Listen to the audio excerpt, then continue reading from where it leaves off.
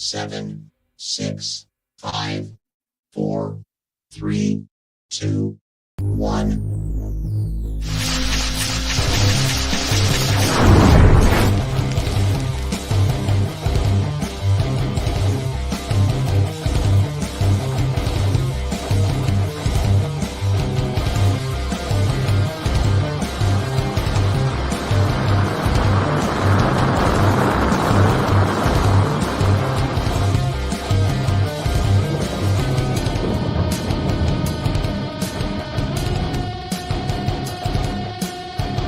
The following program is rated TV MAL. It contains strong language and is intended. It's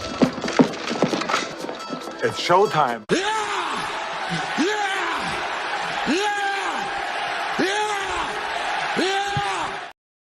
That's right, yeah, ladies and gentlemen, and welcome to another episode here at Circle of Debate Podcast, episode 160, ladies and gentlemen, 160, señoras y señores.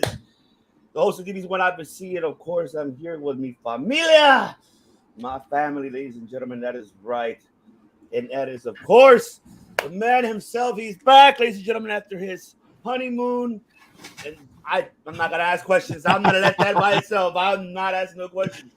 Well, all I know is that he is back, ladies and gentlemen, and that is the man himself who runs iHeartRadio, ladies and gentlemen. He is mi hermano, my all, my brother, mi sangre, Mike Dinero. What is going on, my brother? What's good, y'all? I'm so happy to be here. I've been so excited to get back on COD. I miss my brothers, yo. So happy to be here, y'all. Let's do this. Yes. I thought it was cereal, not Goldfish. What's going on, brother? Oh, yeah, this episode is partially brought to you by Goldfish because my son is in the background. Goldfish are amazing. Hell yeah. And I got to play this song, though. It's a must. Yeah. It's a must. we got more too coming soon, so. Niggas acting tough in the hood. To the wolves come. Bitches let it drink in the club. To the wolves come. Surrounded by the sheep in the street. To the wolves come. Everyone strip on the floor. We the wolves done. Who could fuck with De Niro? I got a Snyder extender clip. So see, but I really know. Go bad shit like Ozzy. I was born in the darkness. Oh, you the wolf till we pull up and you're harmless. You see, I even know it already. No, I'm already mouthing the words. You know, we're both doing it here. Oh my god. Word, man. Nah, appreciate you guys. Shout out to LOG. We got more music coming soon. And I said it before. I say it again. The LOG podcast will be coming shortly. Yeah, crazy. Yes, that is right. And of course, ladies and gentlemen, who is now part of the family here at the COD channel, he is, of course, the notorious one himself, the man that brings that pleasure to all of you guys on TRWT. Here now officially every Fridays. That is a notorious D.O. Oh, yes, let's fucking go, y'all. I am so happy to be here. I'm so happy to be back on Circle of Debate. I'm so happy to be back with my brothers. Oh, I'll say it again. Say it again, folks. Let's fucking go.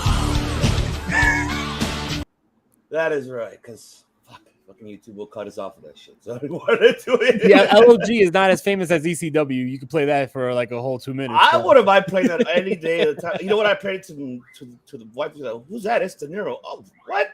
He raps. I appreciate that. Like, girl, you don't even know. If only you know, but you don't know. All right, it's time to get into the action, ladies and gentlemen. First, before we do, my bad, not to cut you off. I just want to say, last night, Top Rope Wrestling Talk killed it on their first show on Circle Debate.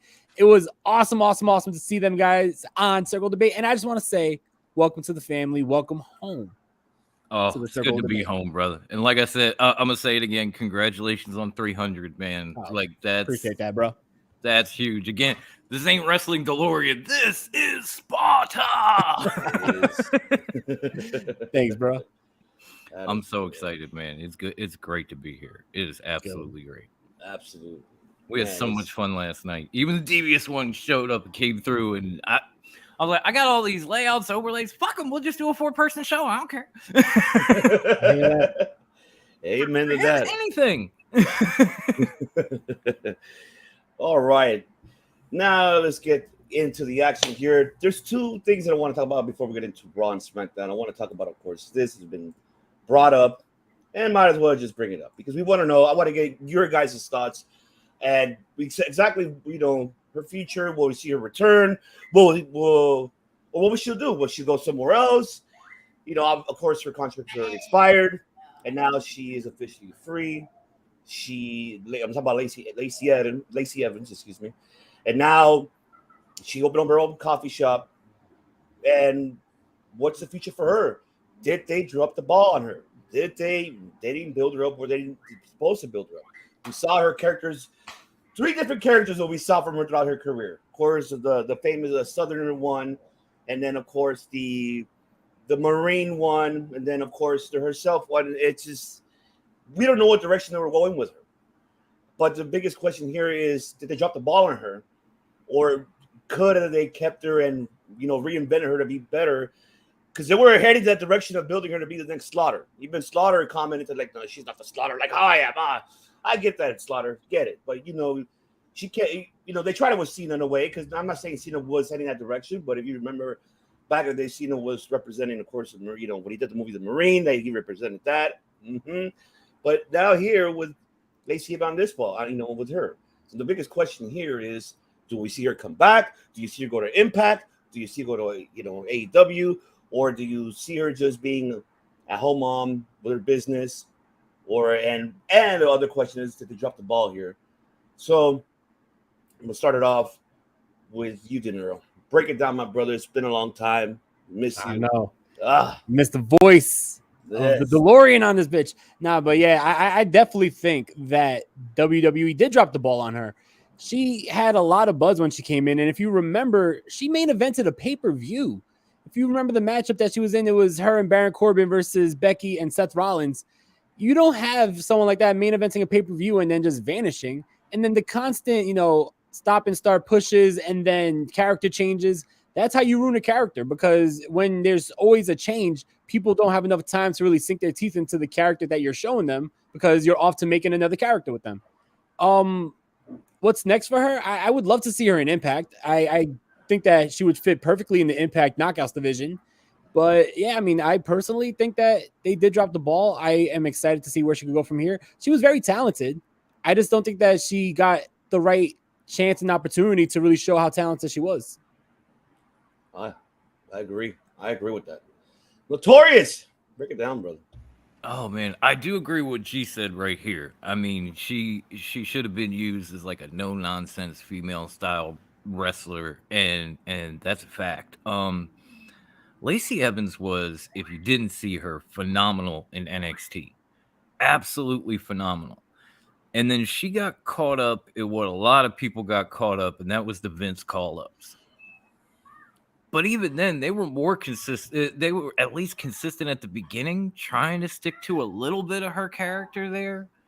And after that, it was just, we're gonna start this, then we're gonna you're a face and you're a mom and you're this and that, then you're a heel again, and then you're a Marine and you're this and you're proud of your country, this, that, and the third, and you're gonna be a face, and then you're gonna walk out and you're gonna insult the crowd and say you're better because you're a Marine, and like within weeks of each other. The woman never had a chance to get traction, because every time she went with an angle, they changed it on her in 2-3 weeks tops. And it does feel like if we had like the WWE meme, it would be like, get released from WWE, start a coffee shop. That shit happens a lot. Yeah. Her and Claudio, at least, and there's probably more than that. But it's just, I don't know if I want her to be done with wrestling overall. If she did, she focused on being a mom and a businesswoman. Good for you. Good for you. Yeah. But I agree with De Niro. I think like Impact's women's division would be great. MLW is slowly building a decent women's division. They could use her. I don't know about AEW. They seem to have more talent than they even know what to do with.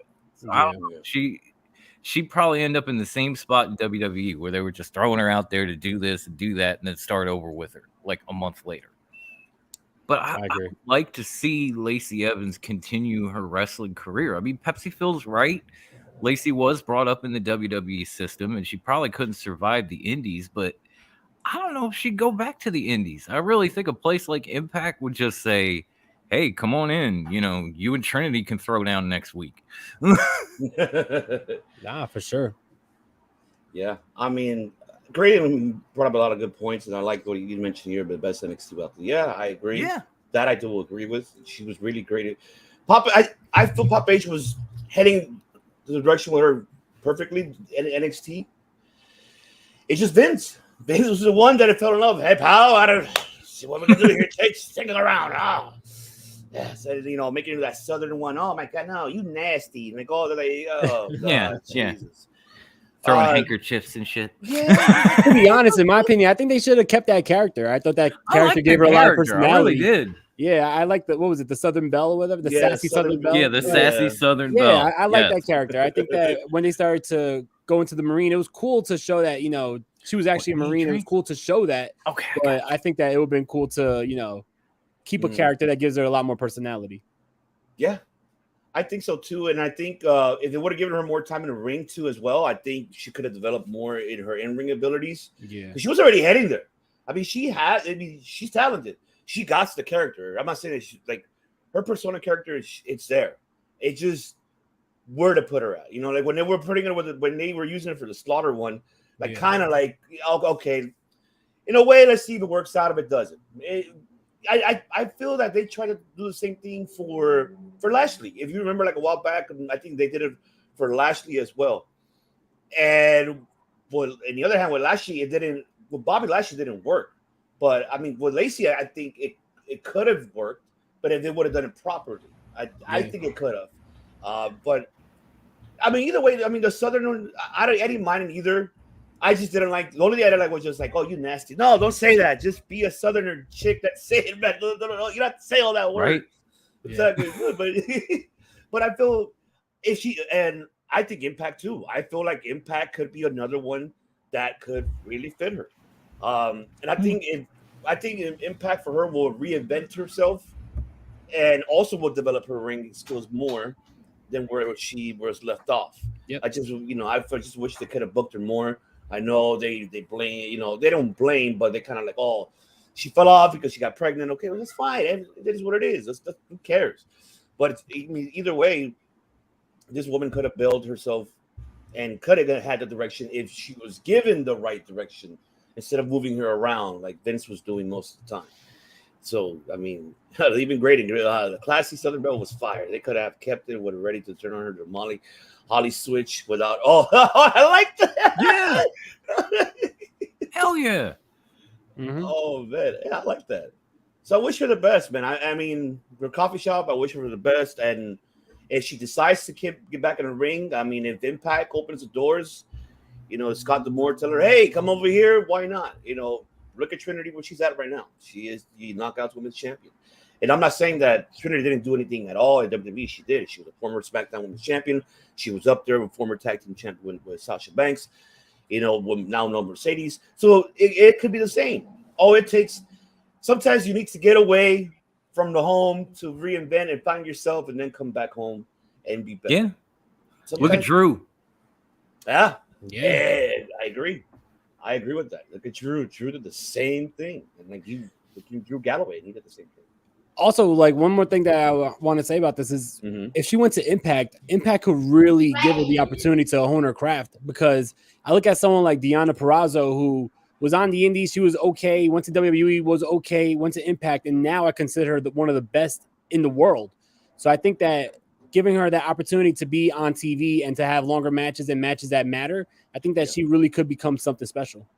I agree with that 100%. I mean, it's got to wait and see, man. This is going to be exciting for her. I'm excited for her. Hopefully, you know, personally and more for her in the ring if she does get back in the ring. And I hope that Impact makes the offer. I hope Scott D'Amore does, because I think that's Impact has never been talked about in the women's division. And this is even before even Trinity joined. This is overall. I think De Niro and I talked about it here in the archives of what, like we've always been saying that it's underrated, doesn't give credit where credit's due. It's been underrated for fucking decades. It's not just the knockout division has been very underrated. All the way back to the Kong and Gail Kim days has been underrated.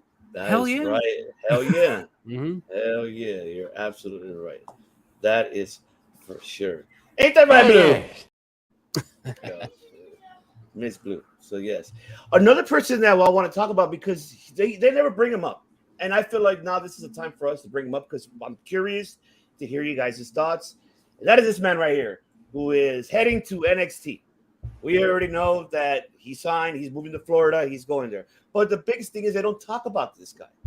And it's sad because I feel, I mean, like I said, that's what we're here. We're debating for a reason. Everybody give their opinions. But I feel he's underrated. I feel that if you give him that right direction, I feel Shawn Michaels will give him the right direction. I have that feeling he will, and really reinvent Brian Pillman Jr. into something. I feel he could. He had the opportunity in AEW. Then they put him on the Varsity Blondes. That went to shit. I know you're trying to do the Hollywood Blondes like his father did with Steve Austin. Sorry, you can't really try to compare those two, or even make it as similar to it. No, I think if Pillman could have been his own, not because I know everybody taught. He mentions himself. Everybody wants me to be like my dad. I'll go be with the stick. No, not necessarily, but learn from him. Watch his old videos. Watch his promos. Watch everything. Learn what your father did, because that man was one of the greatest in the microphone of all time and in the ring. As young Brian Pillman. But other than that, what does the future holds for Brian Pillman Jr.? What are your expectations? Do you see different? What do you expect from Brian Pillman Jr.? What did he make it in NXT? And are you excited for him running his career in NXT now, being by himself? Not with Jesus Christ, I forgot his Griff name. Garrison. Griff, right? yeah. Who was supposed to be the Stone Cold of the team, right? Okay. Okay. Well, man. I don't know how you said that without laughing. I don't know. I don't know, but I'm excited for this guy, though. I am. So, I want to question you guys. Are you excited? What are your expectations? And do you feel like he'll make it? So, I'll start with you. Brother De Niro, take it away. The floor is yours, Minima. I think that he will make it. I think that he lost. He fell out of favor with me when he was feuding with MJF going into the first AEW Grand Slam, and MJF was talking about his mother being on meth and just really going in on him, and then you didn't see that killer instinct from Brian Pillman. Like he was just like he would cut a promo that didn't sound like he was as mad as he should be, and then in the matchup he wanted to lock up and wrestle with MJF instead of wanting to knock his teeth down his throat. Right. Guys talk about his mother, his dead father, and it's like you're going to go in there and want to put a freaking, a pin lock on him. So stuff like that, I feel like he needs more seasoning, and I think he needs that killer instinct. I think he needs to work on the mic. He's good in the ring, but I think that it's more about the character work for him. And I think that he agrees. He agrees. Yeah, shout out to the little psycho there agreeing. Thank you. Yeah, I feel like he was getting more character work and less in-ring action when he was in MLW, and then in AEW he was getting more in-ring action and less character work. So hopefully NXT could find that good medium and fuse the both, because he has the potential. He definitely has potential to be a very good wrestler and a player on NXT, but we got to see. I mean, I'm excited for it, but like I said, I do know where his holes are, and I think that they need to just basically address that. Yeah. Man, you nailed it in the coffin, my brother. Thank you. Notorious! Take it away, my brother. Yeah, I'm going to start calling you the Hammer because you nailed that shit. All I can add to that is if you watched Brian Pillman Jr. in MLW, he was very good there. He showed a lot of potential. He showed a lot more skill than he did in AEW. But honestly, until Ivan brought him up just now, I kind of forgot about the guy because AEW just made you fucking forget him.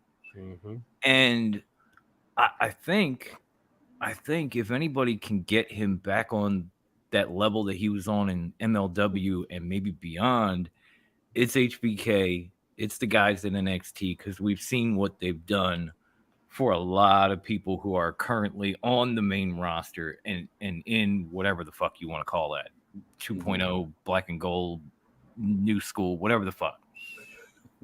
So I'm relatively excited to see what he's going to do there. I think he would make a good fit if they're, because I'll be honest, I'm behind on NXT, y'all. I'm very behind. I think all of us are behind on that because I think he would make. Going on. I think he would be a nice fit to roll with the guys like it would roll guys like the Creed brothers, you know, that sort of thing. There are fits there for him and things that he could do to showcase himself that he probably would never get the chance to do at AEW, or when he did, like De Niro said, he kind of dropped the ball with it, man.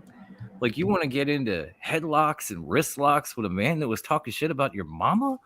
I don't know about you, Brian, but you talk about Mama Psycho, we're going to have to throw hands. There ain't going to be no technicals.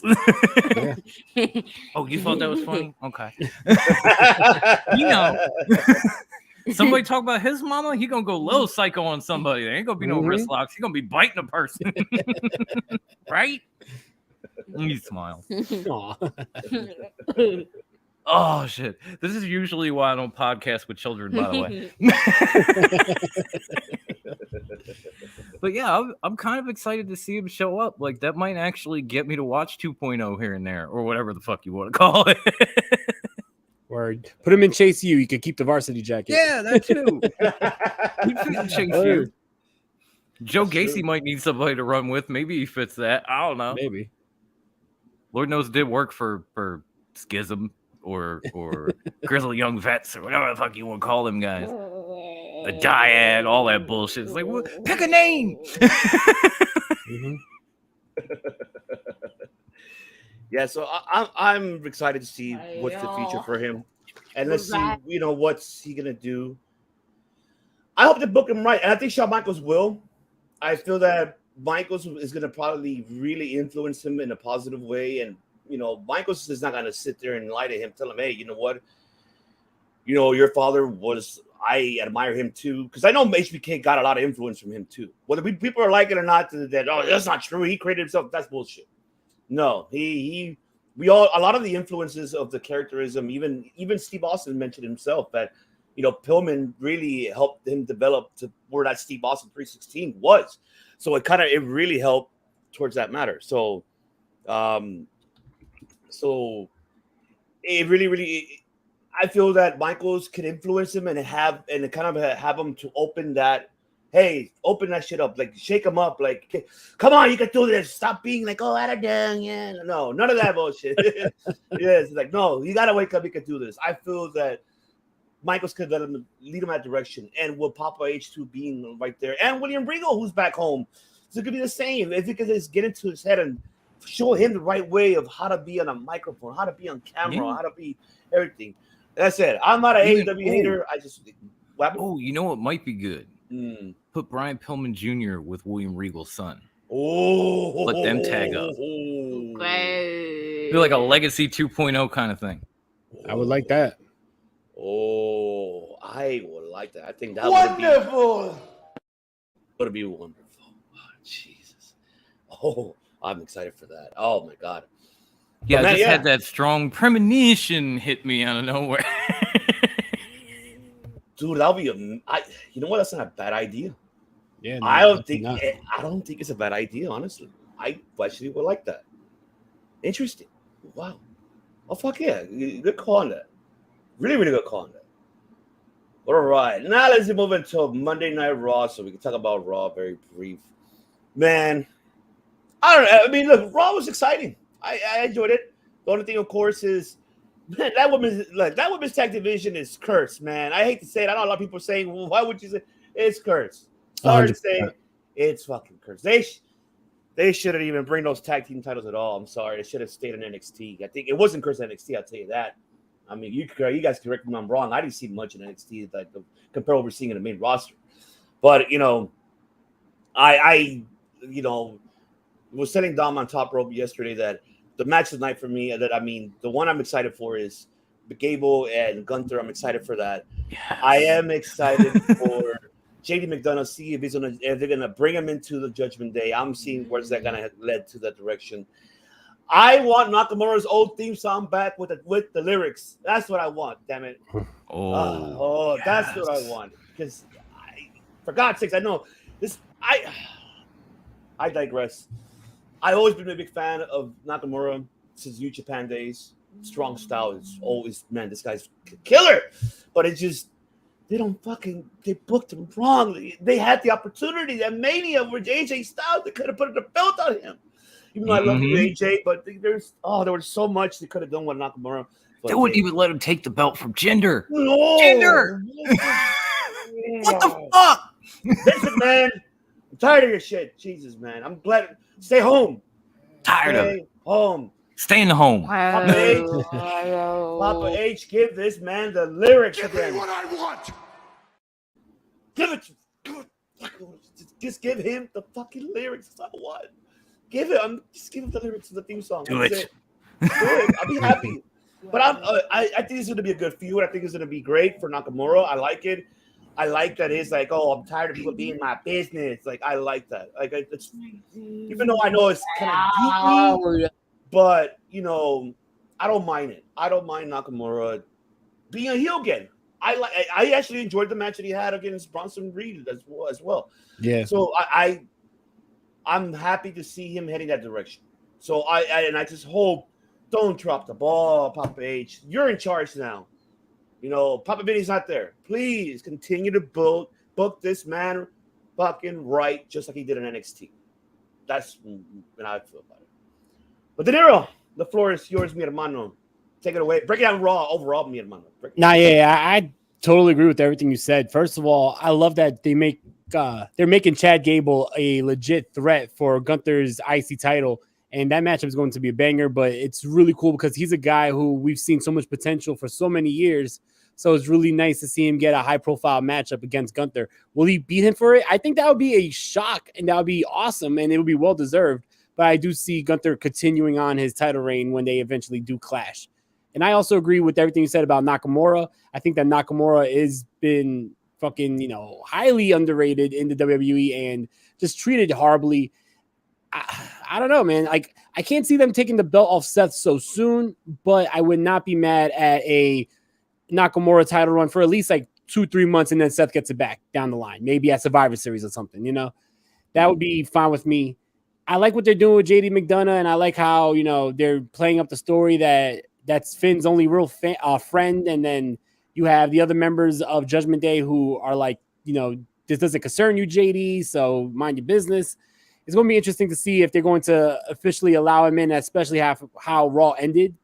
And yeah, the women's division, the tag team women's division is definitely cursed. I mean, when have we seen anybody hold those tag titles and be able to have a full-length run with them? I mean, Sasha Banks and Bayley ended shortly when Sasha Banks went home. Sasha Banks and Naomi they both went home, and that ended shortly.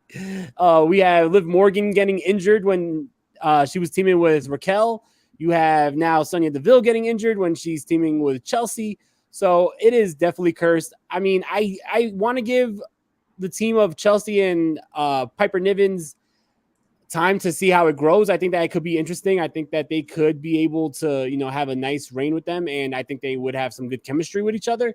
Yeah. But to be honest, it's hard to get behind a tag title division where, every single time you have a champion, you have to fumble your plans because something happens. So hopefully we have, no cursing going on for the next. Tell Danhausen to stay away from the WWE tag team women's division so we could have a fucking full-length reign.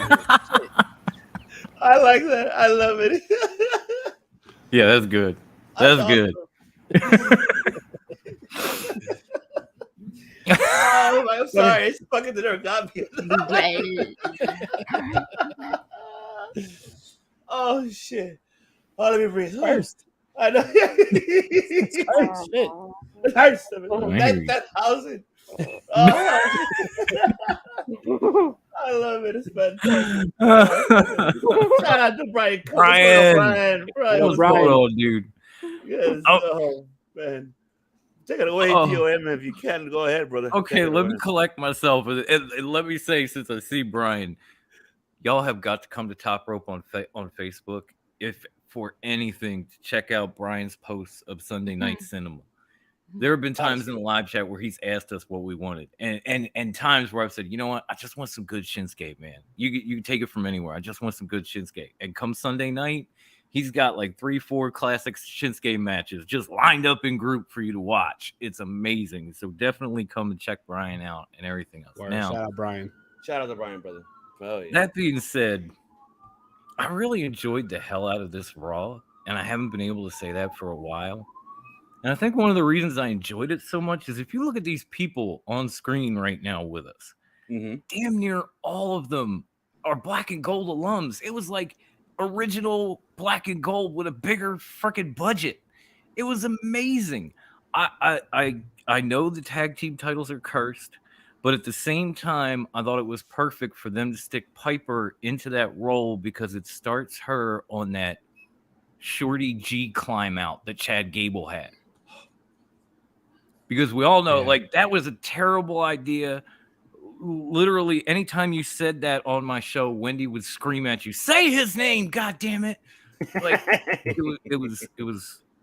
she was not wrong. And Piper is just coming out of the same thing. Like, I can't even say the name she was. We all know it. I ain't gonna say it. Because it's fucking stupid, y'all. It's worse than Shorty G. And they've tried to bring her out of that a little bit, like running with Nikki Cross or doing this and that, and it hasn't worked. So for her to just walk in and snatch a belt from Chelsea Green and be like, "No, I'm your partner now. I'm a champion. Fuck you."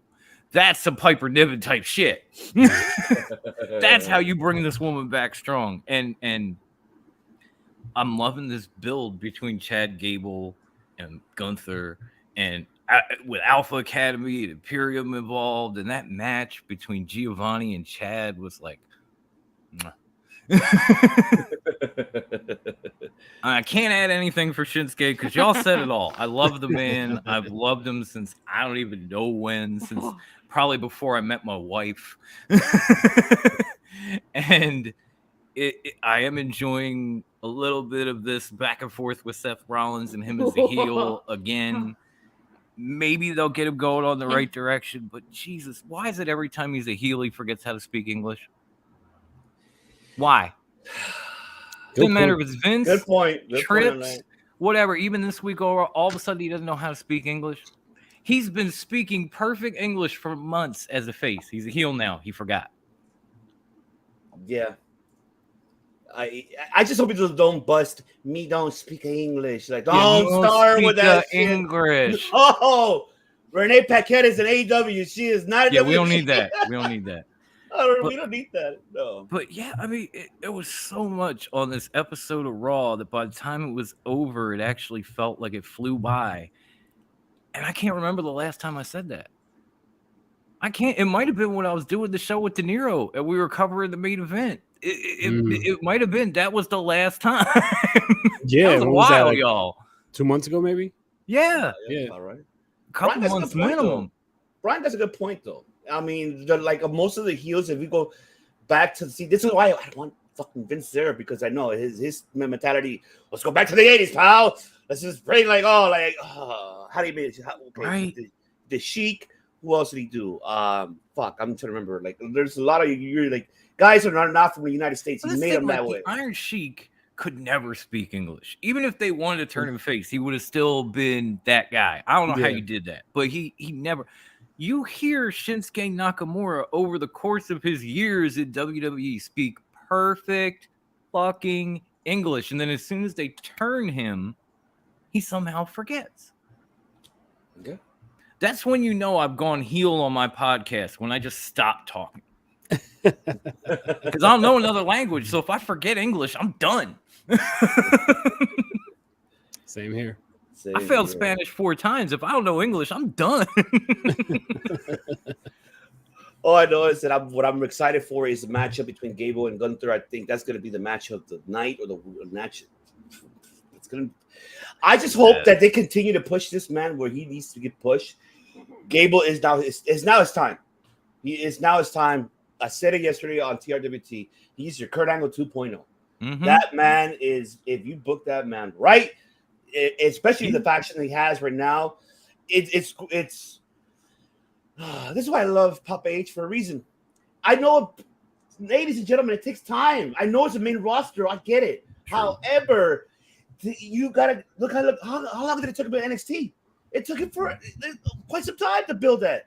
It's not gonna be like right away. No, take tranquilo.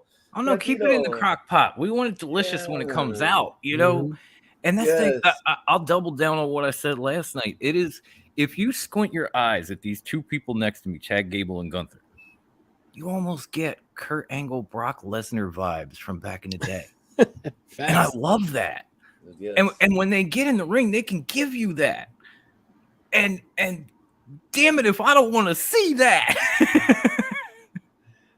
I know, right? Oh, so, man, for people, tranquilo, okay?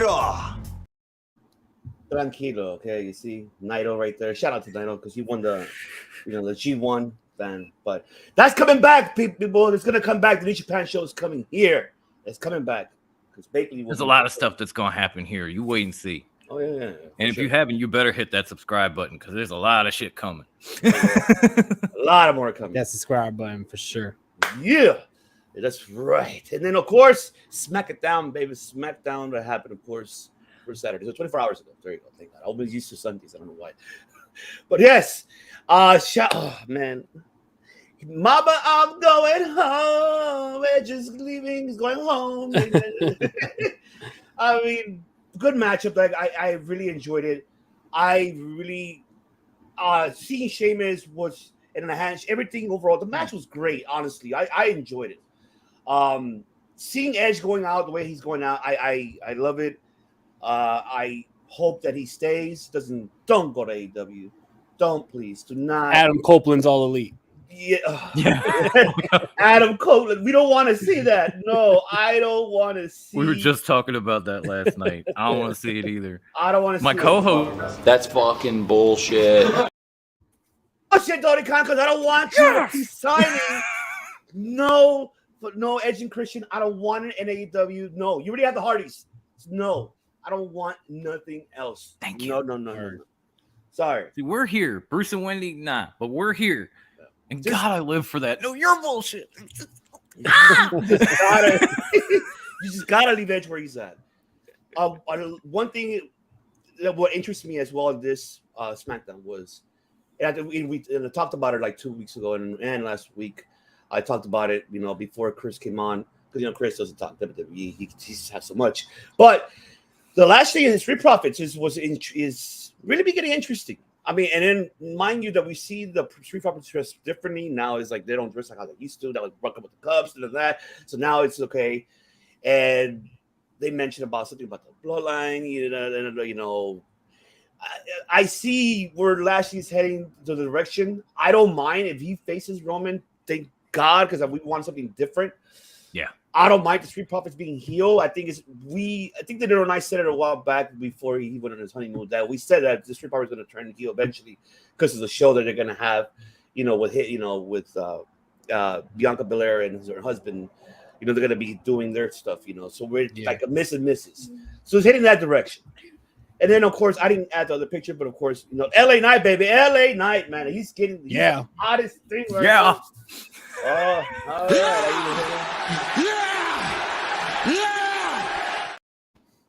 We'll get enough of that. I can't get enough of that. I love this guy. And he's doing great. Give this man the U.S. title. Okay, you give him the U.S. title.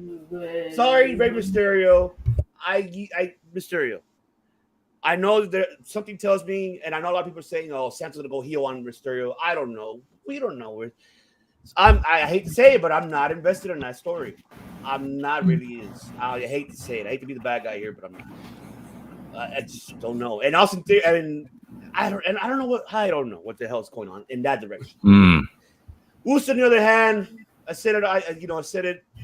We all know this is the plan. I don't know if it's heading to Survivor Series, Armageddon, or Rumble, or Mania. I don't know.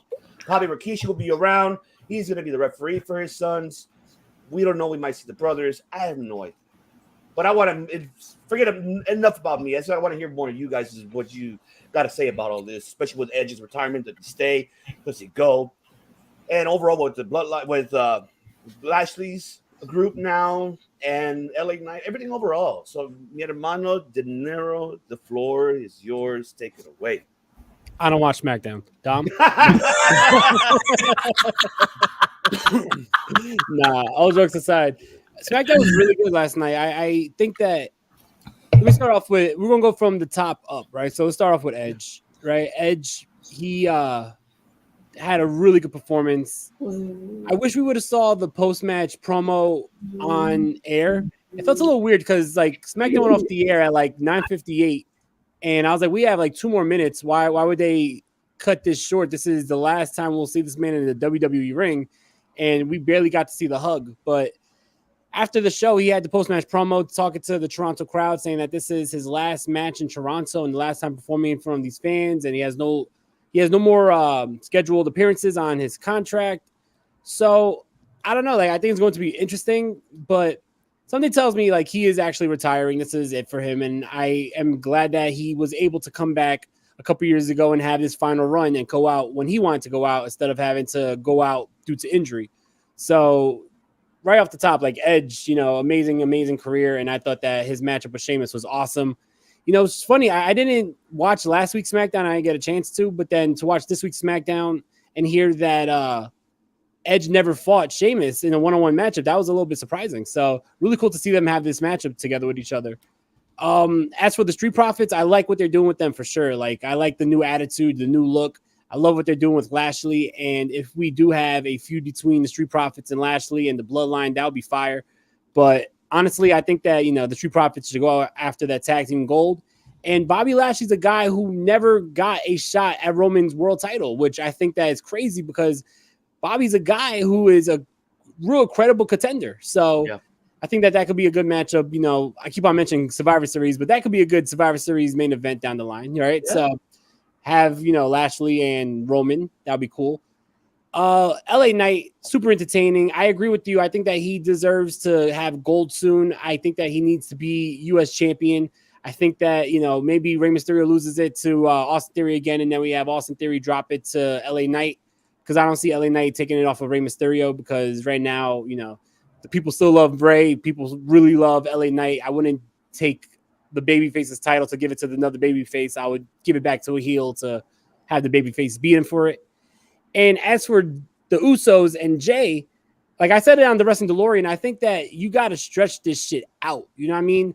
Jay left the WWE. He didn't leave for the week. Like, if you have this shit at Payback, that's going to be, you know what I mean? It reminds me a lot of when CM Punk walked out with the WWE Championship and was on WWE television 2 weeks later. It's like, no. Have Jay go home for a while. I don't care if it's like 8 months from now. That matchup has to be at Mania. And it can't be before then. And I wouldn't want to see Jay before then either. You have to have that match at Mania. Have it really stretched out to the point that people forget about Jey Uso. And then when Jey Uso finally does return, it's like, wow, here we go. You know what I mean? But having that matchup right away, it would not, I don't know, the impact of Uso versus Uso deserves to be on the grand stage. So I think that you got to stretch it out.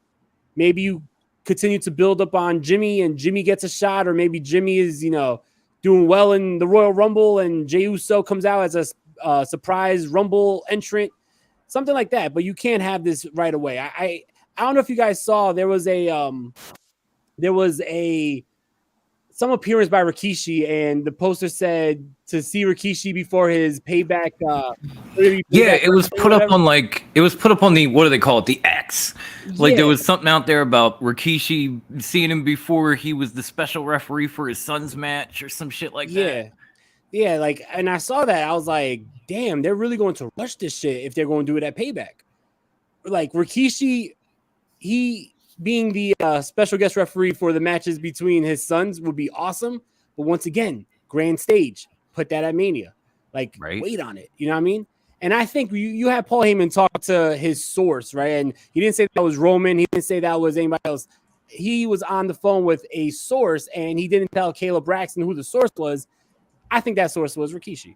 Like, that would be a good way to, add him to the storyline. Makes sense. A lot of sense. That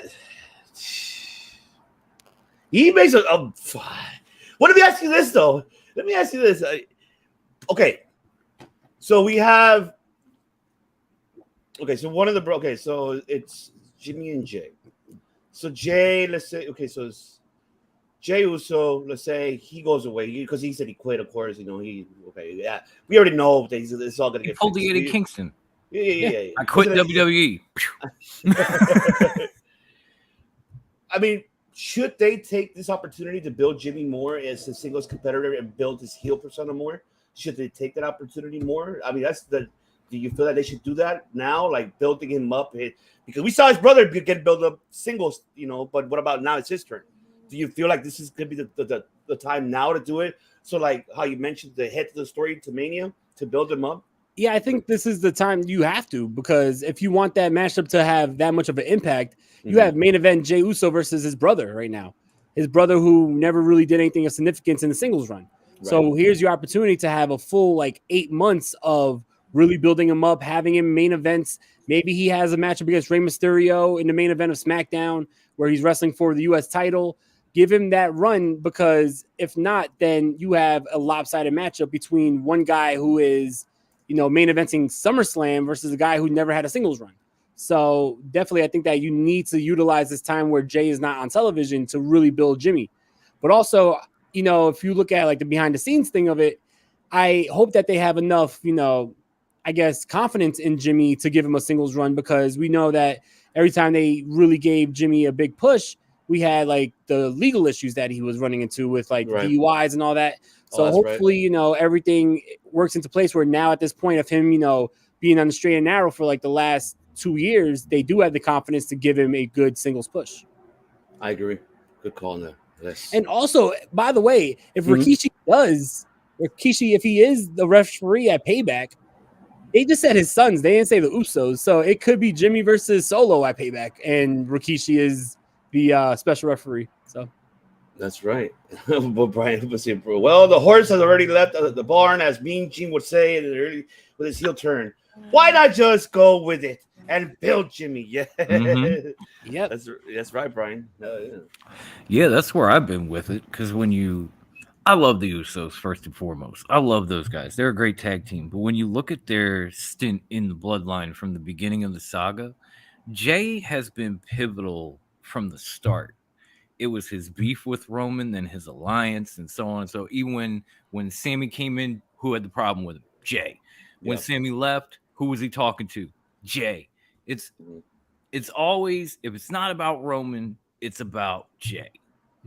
Jimmy has been a background character the whole time because of stuff like De Niro said. Even when Solo showed up, he kind of shot over him.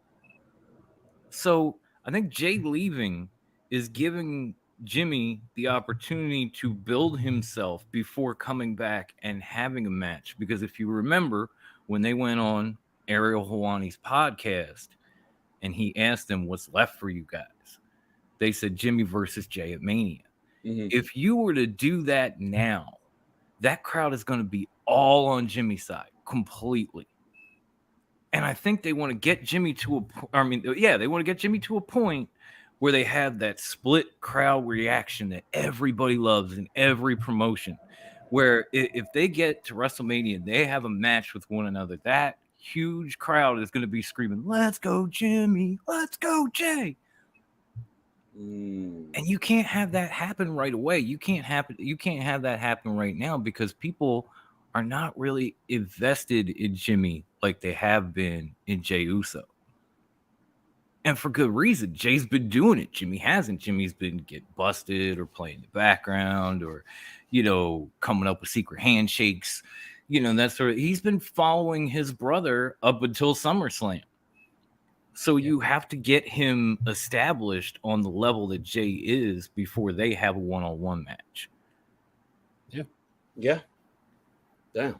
I can't wait. I want to see how Bob Pop H is going to really heading to this direction with the Mania and everything overall, and then Payback too, which I totally forgot. Payback is what, next month, right? It's in September. Yeah. So I really forgot how they're going to start building that. I mean, it's a lot of things that. Like I said, I don't want to compare them to AEW because it's not, but it's almost like it's similar, just a little, heading into that little direction, okay. oh, let's do Payback. Hey, what the fuck? You already announced Payback already? You didn't say anything. What's going on here? Right. And, yeah, and I'm curious to see. That's why honestly I'm really invested of these storylines, especially on SmackDown and on Raw. I'm just happy to see finally these two shows where they need to be. It took a long fucking time to get where it's at because, mind you, we were bored as hell for 3 hours. Yeah. If we lasted that long, it's like, nope, done, click. Yeah, I'm like, no, you know what? I'm gonna change this up. No, football's on. Football, here it is.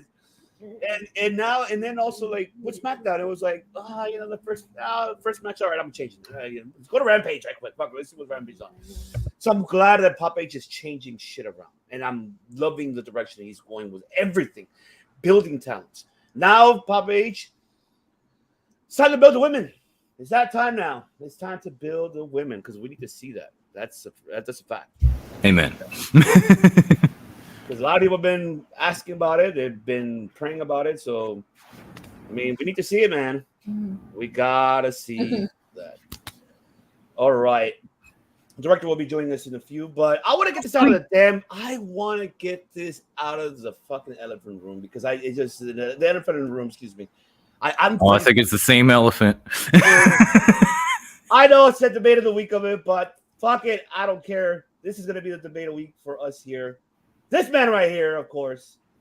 And, man, let me just type it down because, I mean, yes, I know I did a clip on it on social media, but, this is now the opportunity. Of course, I mean, this is, of course, we haven't heard the Nero's thoughts. We haven't heard, DOM, we heard you, but we haven't heard it here. Yeah, you got a lot of mine. A lot of mine. But the minute of the week, ladies.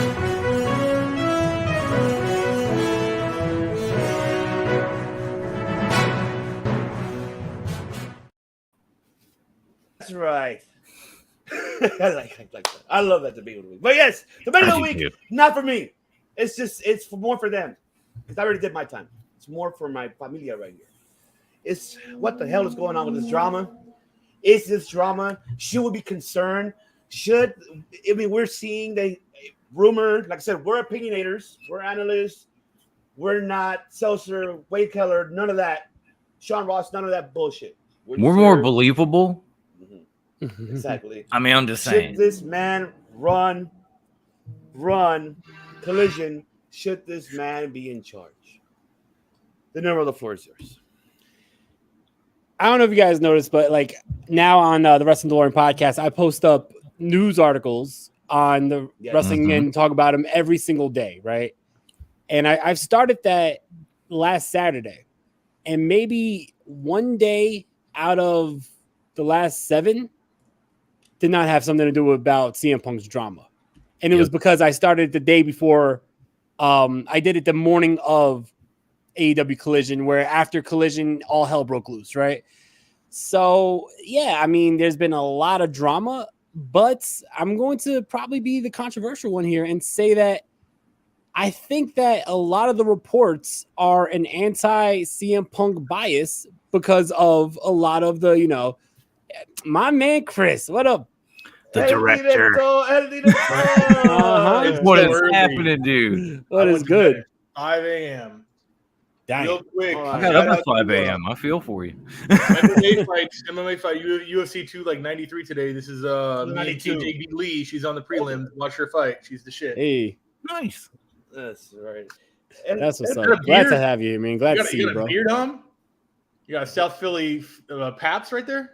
No, it's just a soda. I got a kid next to me. I'm not drinking. You're at home. You're in the most responsible place to drink next to a child. Not like go get me a beer. Phil over here, who's picking on kids in the backstage area, left and right. Right? Getting in fights with underage, jungle men. Tarzan kids. Buddy, yes. Ladies and gentlemen, and Papi Chula is here. Yep. And direct.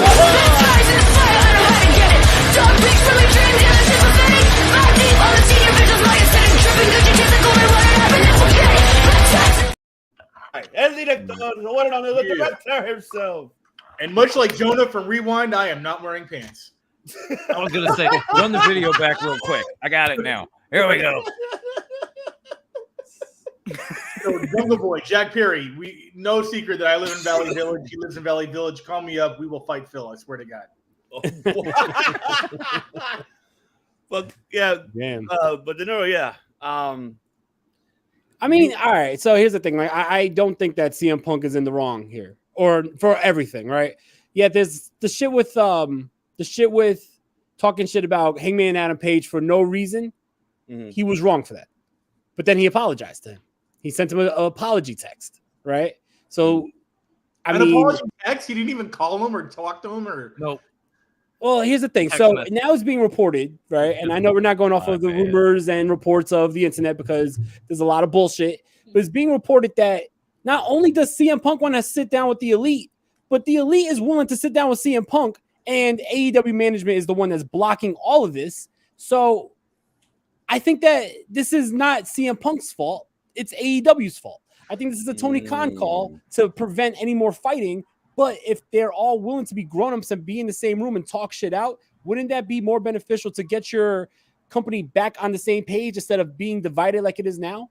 So, yeah, I don't blame CM Punk for that. I don't blame CM Punk for wanting to stop Jungle Boy from using real glass. I don't blame CM Punk for saying that it's not fair if Christopher Daniels is able to be back here, but Ace Steel is not, because Christopher Daniels was involved in the fight. But so was Ace Steel. Ace Steel's not allowed to be there. Christopher Daniels is. That's not fair. I agree with all that, right? And we also don't know what Tony Khan promised CM Punk when it came to bringing him back for Collision. Maybe he did give him the right to say what goes on that show, because all of a sudden now CM Punk is, saying who could stay, who could go. If he's given that right and given ownership of the show, then that's not CM Punk's fault. That'll be Tony Khan's call. That'll be Tony Khan's fault. So, to be honest, I think that there's been a lot of bias towards CM Punk, and that's coming from someone who's not the biggest CM Punk fan. Personally, I think that he is, a prima donna, and he is basically the modern day Hulk Hogan when it comes to sports.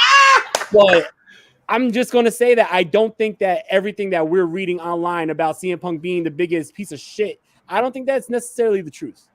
Earmuffs.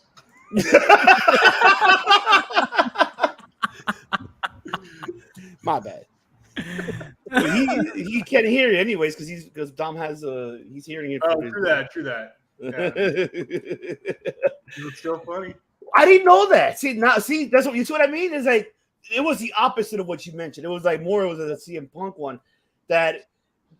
Jesus. So now and then it was the Elite that didn't want to meet him. Now you're telling me that it was management. Separate them. That. See, this is where it was reported yesterday by Fightful, right? That was one of the news stories I talked about today on my 7-day news, whatever, on the Wrestling DeLorean. Yes. That that Tony Khan and management is scared of legal repercussions if they have a sit down between CM Punk and the Elite. But the Young Bucks, Hangman Adam Page, and Kenny Omega are all willing to sit down with CM Punk, as is CM Punk willing to sit down with the Elite. But AEW management is preventing them and trying to keep them as separated as possible. Okay.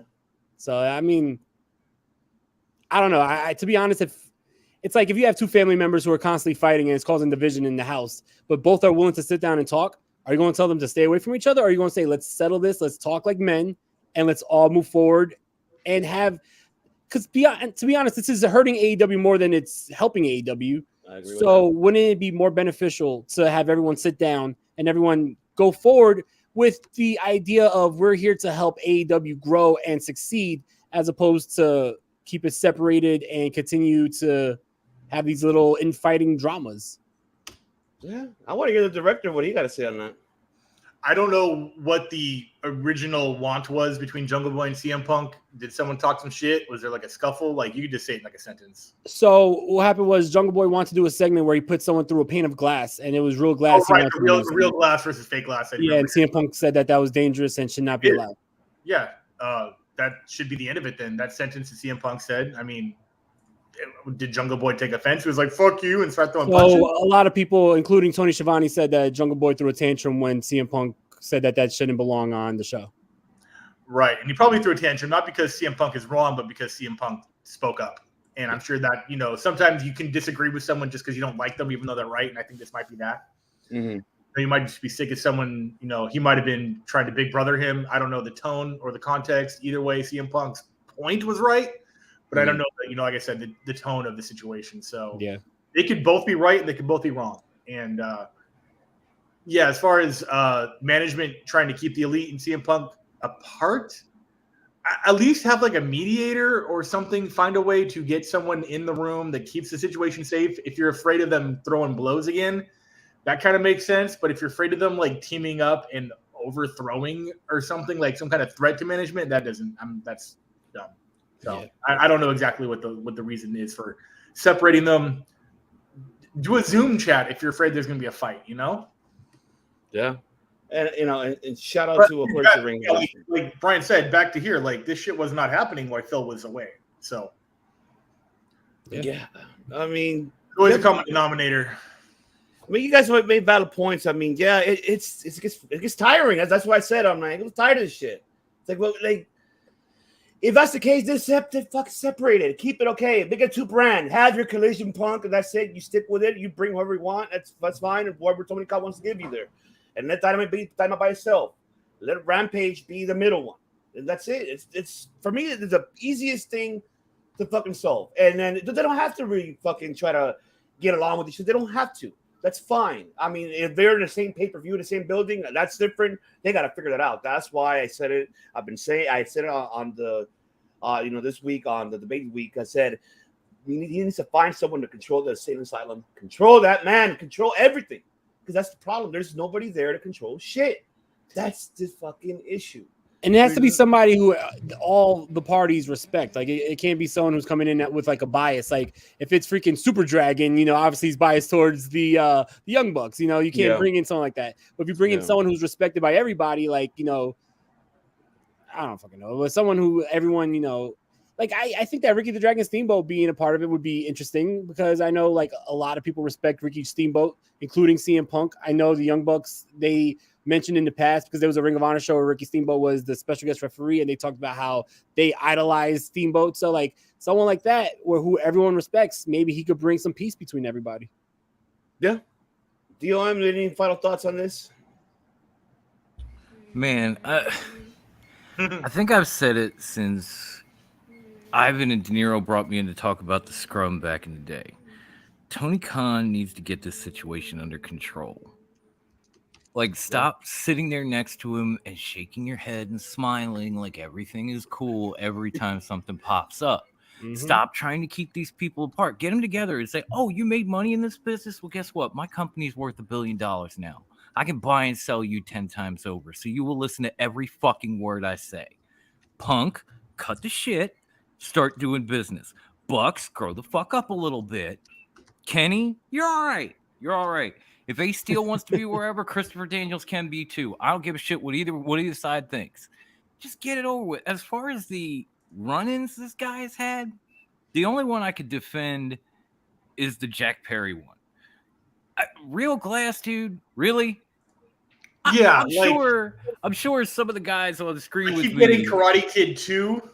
Where he right. Right. I'm sure some of these guys on screen with me maybe have been in the situation I've been and can probably back me up on this. But if you have to be involved in a spot with Real Glass, that shit is painful. There's a reason we don't use it. Not even painful. It is deadly. That too. There's only so many stitches that can save your life. Exactly. And it's stupid. It's dangerous. So for Punk to say something about that, it's like, good for you. School this kid. I know. I get it, dude. You just became a man. Anna showed you her boobies and you like them too. You're out on your own. You're doing your own thing. You got a title. Good for you, dude. But that don't mean you know shit about shit, especially when you're talking about using Real Glass. Right. Yeah. I just... And the only other thing I can say on the situation that you guys didn't say is after seeing what Ryan Nemeth said about him after the fact, that dude has now become my hero. I want him on TV every Wednesday speaking like that. He roasted this guy. I think I still have still have I have the quote from last night because we talked about it on Top Rope. He literally said like how embarrassed he was, and he said, and the fact that he keeps trying to fight people after getting destroyed by two nobodies in UFC, then literally blew his shoulder out trying to throw a punch against the Elite at that brawl is hilarious. Dude, absolutely nobody is scared of you. My 10-year-old son would kick your ass. If CM Punk is what a lifetime of being straight edge looks like, I'll happily do drugs. No, this is I'm not straight edge. I'm just not on. Hey, what's going on, Smart Psychology? So, hey, what's happening, man? Right there, man? Not safe for work content, but about I don't even know, 12, 13, 14, maybe 15 years ago. I got drunk and ran through a sliding glass door, real glass. I didn't see it. I didn't see it because I didn't know what side of the I thought it was. I ran into sliding glass doors sober. Sometimes you just don't see that shit. Okay. So we're all used to John Moxley's content. So this is me the morning after. Yeah. Oh. Jungle Boy. Yeah, been there. Oh my God. If you're lucky. So you can still see I mean, I see the scars still to this day. People are like, oh, I don't even see them. I'm like, you're dumb. Bullshit. Look right here. Now I know where the scar come from. Now I know.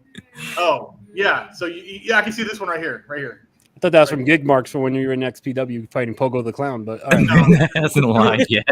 I love that. I love that. Behind me by the time I was fucking drinking for breakfast.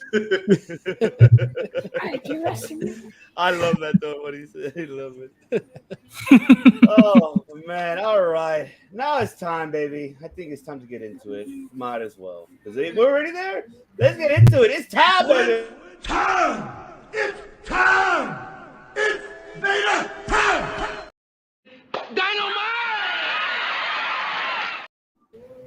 Guys, it is Dynamite, ladies and gentlemen. Jesus, what the hell's going on here? The recap, of course, of Fight for the Fallen, and of course, this man always opens the show, and I love it, and I think he is. I don't get why they don't use him as a main event. I don't get it. I just don't get it. But I was happy about this one. This match was great, and of course, we're talking about man himself for the AEW International Championship, Orange Cassidy versus Wheeler Yuta. Of course, we did see what happened, the aftermath. During the match, towards the end, of course, we saw the BCC coming out, BCC trying to jump them, Best Friends coming out there, and then of course Lucha Bros, and then of course Eddie Kingston, of course, challenging them and saying, oh, "Okay, all right, so we, us versus you guys, whoever you find at All In Stampede match." That's a big ass stadium, by the way. I don't know how the hell that's going to happen at Stampede match. Right. That's almost There'll be a lot of people at a big stadium. That's going to be fun. That's almost double the size of the stadium that they did the first two stadium stampedes in. So, right. I don't know how they're going to do it. All I can say is just take my money. Yeah. I just want to see how they're going to do that shit. That's going to be insane. Right. I don't know, and I'm curious to see how they're going to book it. But man, this match was good.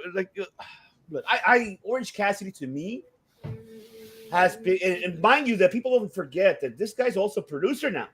He is now a fucking producer for fucking AEW. Right.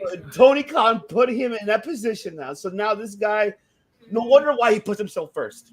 And you know what? To be honest with you, I don't feel that is not bad at all because he opens the show very well. Every Dynamite, and as director here, every Dynamite, this man opens the show has been fantastic. It has not disappointed. It hasn't got me like, it hasn't got me there yet. Not yet. He's a great wrestler. He's putting on great matches. Mm-hmm. The best title reign so far in AEW. Yeah, I totally agree. So, smart to see. So, question: How are they having an international match and an international championship is not online? You know what? That is a great question. All I could say is maybe we'll get something on Wednesday. You would think having a show at Wembley in front of 80,000 people, the international title would be on the card. Right, especially also the Atlantic title. What Well, that's the Church International, remember? They're the same one. It's the not Intercontinental Championship overall. It's a little early. I forgot that was the same fucking title. It's the same title. Oh, you're cool, man. You're cool. But it's a good point, though, man. It's a good point, brother. Like, very good point. Like, it's an extremely good point, man. I even thought about it myself going into Wednesday and hoped they would announce something. And when they didn't, I was like, really? They got one more. I tell you, I'm not mad at what they're giving us, though, because no. I just thought they would add that. Yeah.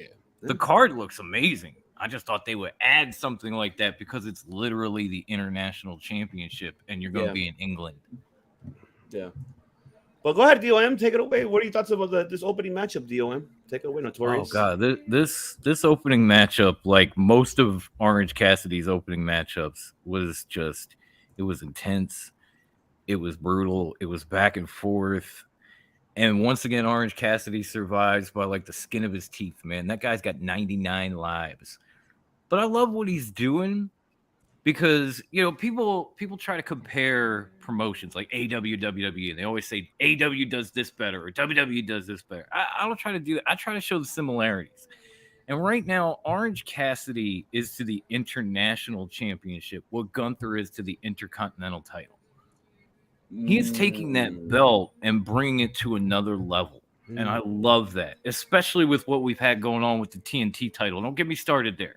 Don't even get me fucking started there. We'll be here all day. And I got to pick up my wife in an hour and a half. So we're not going to go there. But Orange Cassidy has done so much with this run for this belt that I, who have joked about it in the past as the not intercontinental title, you know, how is it the Atlantic when you're defending it over here? You know, this, that.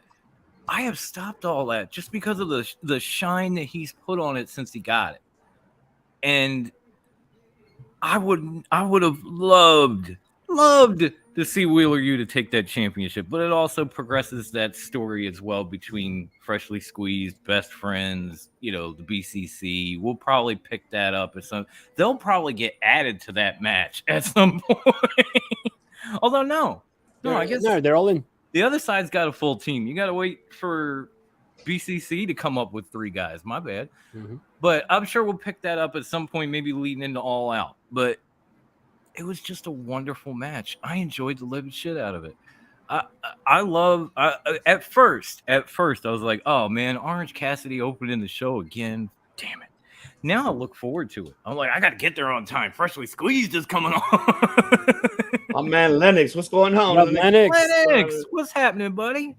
Good to see you. You know what to say about Constantly creates cash. Maybe people should leave CM alone. Otherwise, we won't be causing drama backstage. But the man that said controversy creates cash is sitting at home without a promotion. I know, right? Exactly. Think about that shit for a minute, Lennox. I'm just saying. I'm not saying you're wrong. I'm just trying to come at it from a different point of view. Yes. Yep. He's right. Perfectly said. Yep. Shout out to Lennox for saying he perfectly right. Director, what are your thoughts on this opening matchup? Yeah. Every time Blackpool Combat Club loses, it's Wheeler's fault, so he needs to go. Hey. That quick. Hey, you know what? Get him out of here. Somebody's got to lose, and those egos are not going to take those L's. Boy's a jobber, my guy. Go back to Best Friends and job with the rest of them. Oh, that's harsh. Director just turned heel on us. Right? Yeah. Next thing you know, he's going to forget how to speak English. I got to put the show Rogan.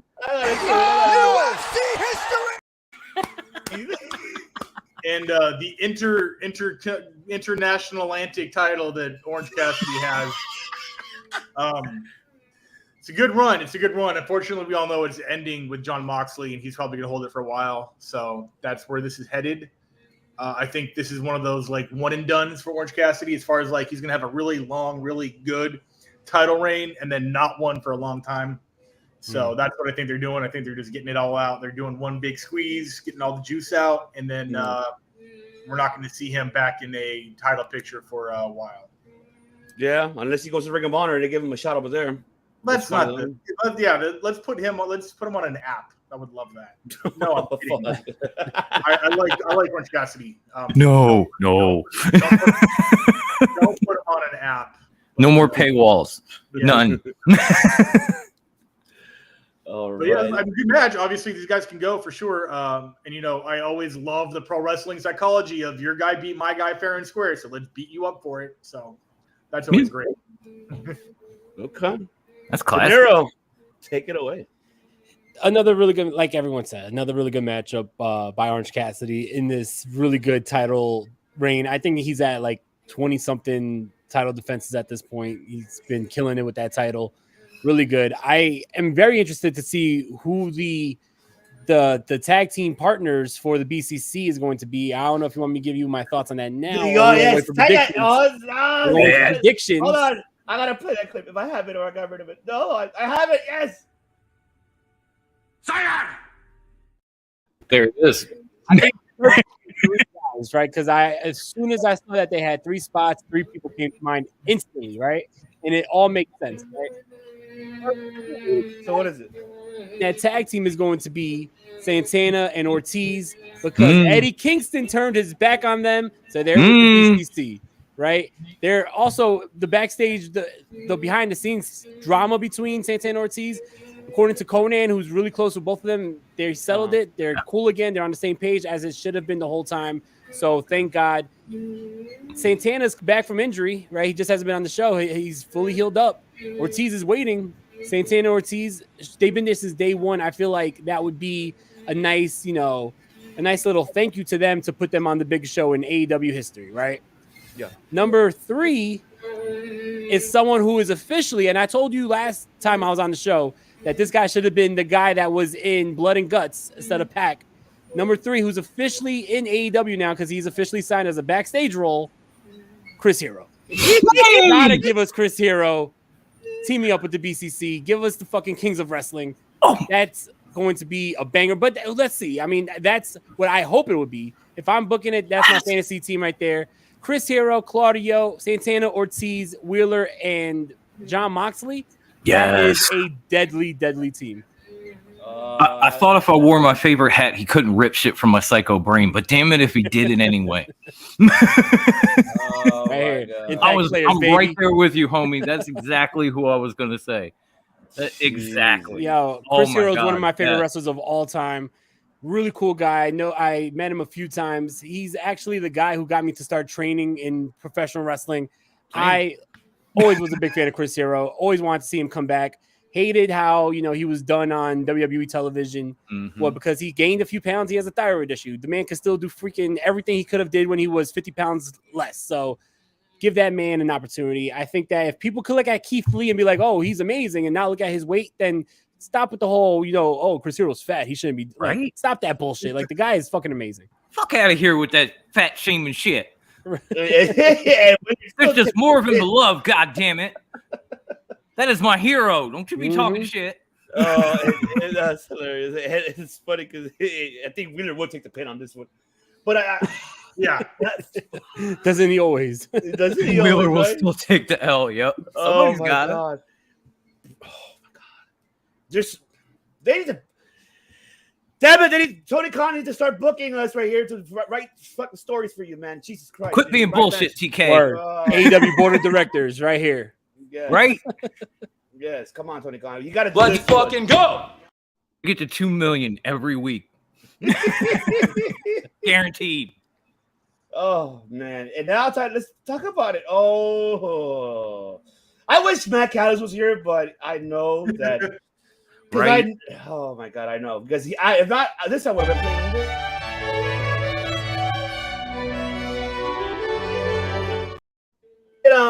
He's with us in spirit somehow. He's we need our invisible hand for this one. We need the Matt Callis here at Mr. MGC, but he'll be joining. He'll be back soon. But man, I like this painting, by the way. I just want to say that. I love that. I want to get the bucket out of I want that. I do too. I actually want this painting. I don't mind. It'll be right there next to Rocky and Apollo if I get it. In the living room. And of course, we can't, because this was talked about already. Of course, thanks to Mr. Seltzer and everybody else. Seltzer, of course, he loves, Will Ospreay, of course. So they were working it out because they really wanted to make Ospreay and Omega the rematch, but unfortunately that didn't work out. So a lot of things, a lot of changes happen here. So Jericho wanted to work with Ospreay, and now they made it happen. So now it is official. Of course, Ospreay came out of nowhere. First, Takeshita attacking Jericho. After Jericho seeing the painting and Callis telling him what he needs to do. Then Ospreay comes out, and there you go. So now it's official. Now it's gonna happen. Will Ospreay versus Chris Jericho at All In. And this is gonna be very interesting because for me, I digress right away. I don't expect Will Ospreay to be Ospreay like we see in New Japan, ladies and gentlemen. I'm sorry, it's not gonna happen. It is not gonna happen because he's facing a man. Which he is the GOAT, the greatest Jericho of all time. He's the Tom Brady professional wrestling, damn it. I don't care what anybody says. But yes, it's not going to be the matches that we see in New Japan and how we see him in Orange. No, I'm not going to see none of that. Sorry, guys, sorry. Jericho, look at his age. He can't do what he used to do. No, he can't do that. So I don't see it. But I am excited. I love this. But at least we finally... Director and I, we talked about it like where we're heading with this damn fucking story, and now we know it's finally over. I hope so, because I don't know what's gonna happen right after this.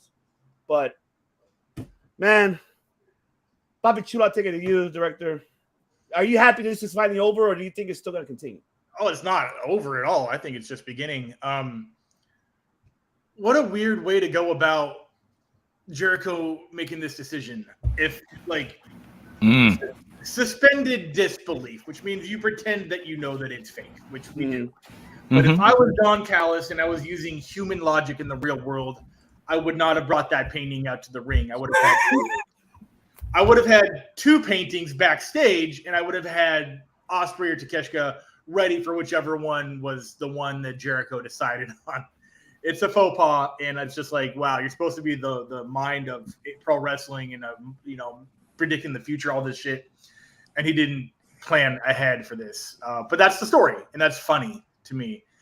Jericho going with Callis, yeah, I kind of sort of saw that a little bit. I thought that would be kind of cool. But now we're going to get what I think is going to be an even better match, and that's going to be Guevara and Jericho versus Ospreay and Takeshita. And that is the fucking match to make. And I am excited for that. DOM. Break it down, brother. Man, first and foremost, that painting next to the director needs to be on AEWshop.com today. There's going to be at least 2 purchases on the screen, and who knows how many more. Even Smart Psychology Podcast was asking about the Kenny painting, which was glorious. Yeah, who is that fucking artist? I want to know. Who is that artist? Like, they use a comic book artist. They use it so much. I'm going to go ahead and say that's AI for sure. That looks like it's a comic book artist. I forgot her name. Someone mentioned it. Let me see. We're always complaining that like AEW needs to put background on the guys they bring in, like do videos and stuff. They need to shout out this artist because they use them a lot on TV, or her a lot on TV, and then we never know. We just see another painting and we're like, wow, that's dope. Gotcha. I'm gonna find the name, but yeah, she's a comic book artist. I think she worked with DC and yeah. But yeah, I mean, I'm with the director on this. I was kind of shocked that Don would bring that out in the first place, but then once we got to Ospreay versus Jericho, I was like, okay, this is cool. I'm in. I'm all in. Complete pun intended. Let's fucking do this. Because my first thought was like, oh man, they're gonna give us another Ospreay versus Kenny at Wembley, and I want to see it, but it's like we just saw it. You don't want the IWC guys to come out of the woodwork and say, oh, every time they have something international, they do Kenny and they do Will and I don't want to hear that shit. I'm gonna have to stomach that shit. So Jericho and Ospreay, in front of 80,000 in Wembley. Oh, now this is, I don't know if Tony Khan was responsible, but if he was, this is you doing right, homie. I talk a lot of shit, but this, bravo. Fine. You're not bullshit, Tony Khan. You're not bullshit this time, dude. You're the opposite of bullshit. What would that be? Cow shit? Yeah, maybe. Good, I guess Bulls, if you want to go boy, the opposite would be good shit. I I don't know. We're gonna have to figure that one out. But that's a good question. Now we got. You know what? That should be a debate of the week. What would you call that? Get the clip. De Niro, the floor is yours, mi hermano. I wasn't a big fan of how they set up this matchup, but I'm a big fan of this matchup being set up, right? I remember Chris Jericho when AEW first started, right, in 2019, before their first show, there was a lot of press, right? A lot of Chris Jericho appearances on Busted Open, and he was talking one time about wrestlers he would like to see in AEW. And he mentioned Will Ospreay. He said that he thinks that Will Ospreay is the future, but he needs to stop being such a spot monkey and needs to put some size on and become a better wrestler. Since then, Will Ospreay put some size on and became a better wrestler, right? I know Will Ospreay for a couple years was really pushing for a Chris Jericho matchup in New Japan Pro Wrestling, and Chris Jericho stopped making appearances for New Japan when his contract with New Japan was up, and he went full-time with AEW. So I think that it's really cool that we're finally going to get the matchup that Will Ospreay wanted and the matchup that Chris Jericho basically created when he told Will Ospreay to become the wrestler he is today. So I think that this is going to be a really awesome matchup. And I think both guys are invested.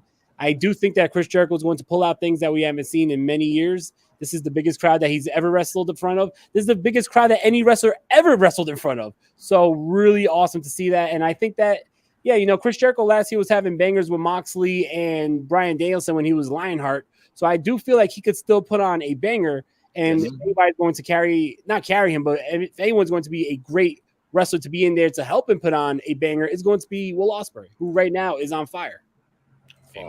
Amen to that.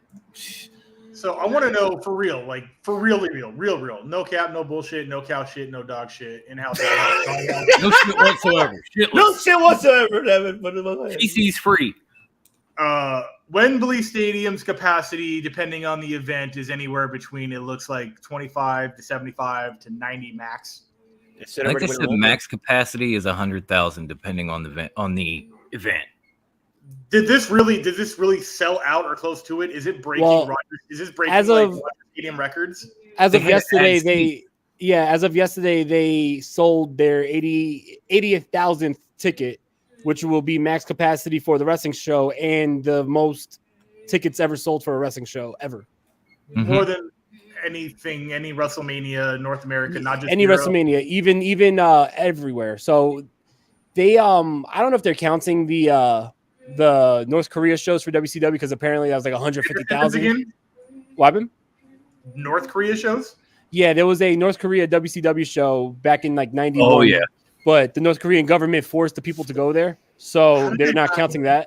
Yeah, they don't count that because it was forced attendance. It was like come or die. I'm going to read the entire Wikipedia on that, because that is the one thing about wrestling I didn't know. There's a Dark Side of the Ring episode about it. Yeah. It's okay. Watch it. It's amazing. Collision in Korea is called. But the thing is, so this isn't like a stat padded number where like we're Superdome for 50,000, but they put 75 on the screen. This is a real fucking this is real. Actually, they started with 70,000 and they sold out so fast they had to add more seats. And I'm glad that you brought this up on that, because I will say I love that it's AEW that did this. Like I am beyond. I'm flabbergasted. It's unbelievable. 3 years, maybe 4 at the most. Watching day one, first episode, we were like Circle Debate. We were like, what do these promos mean? What is this all or nothing, or whatever the first event was? Oh, look at all these clues. It's Moxley. The dice, the numbers. That's his jersey number. Whatever the fuck. We were conspiring Moxley and Jared. And now this. It's fucking crazy.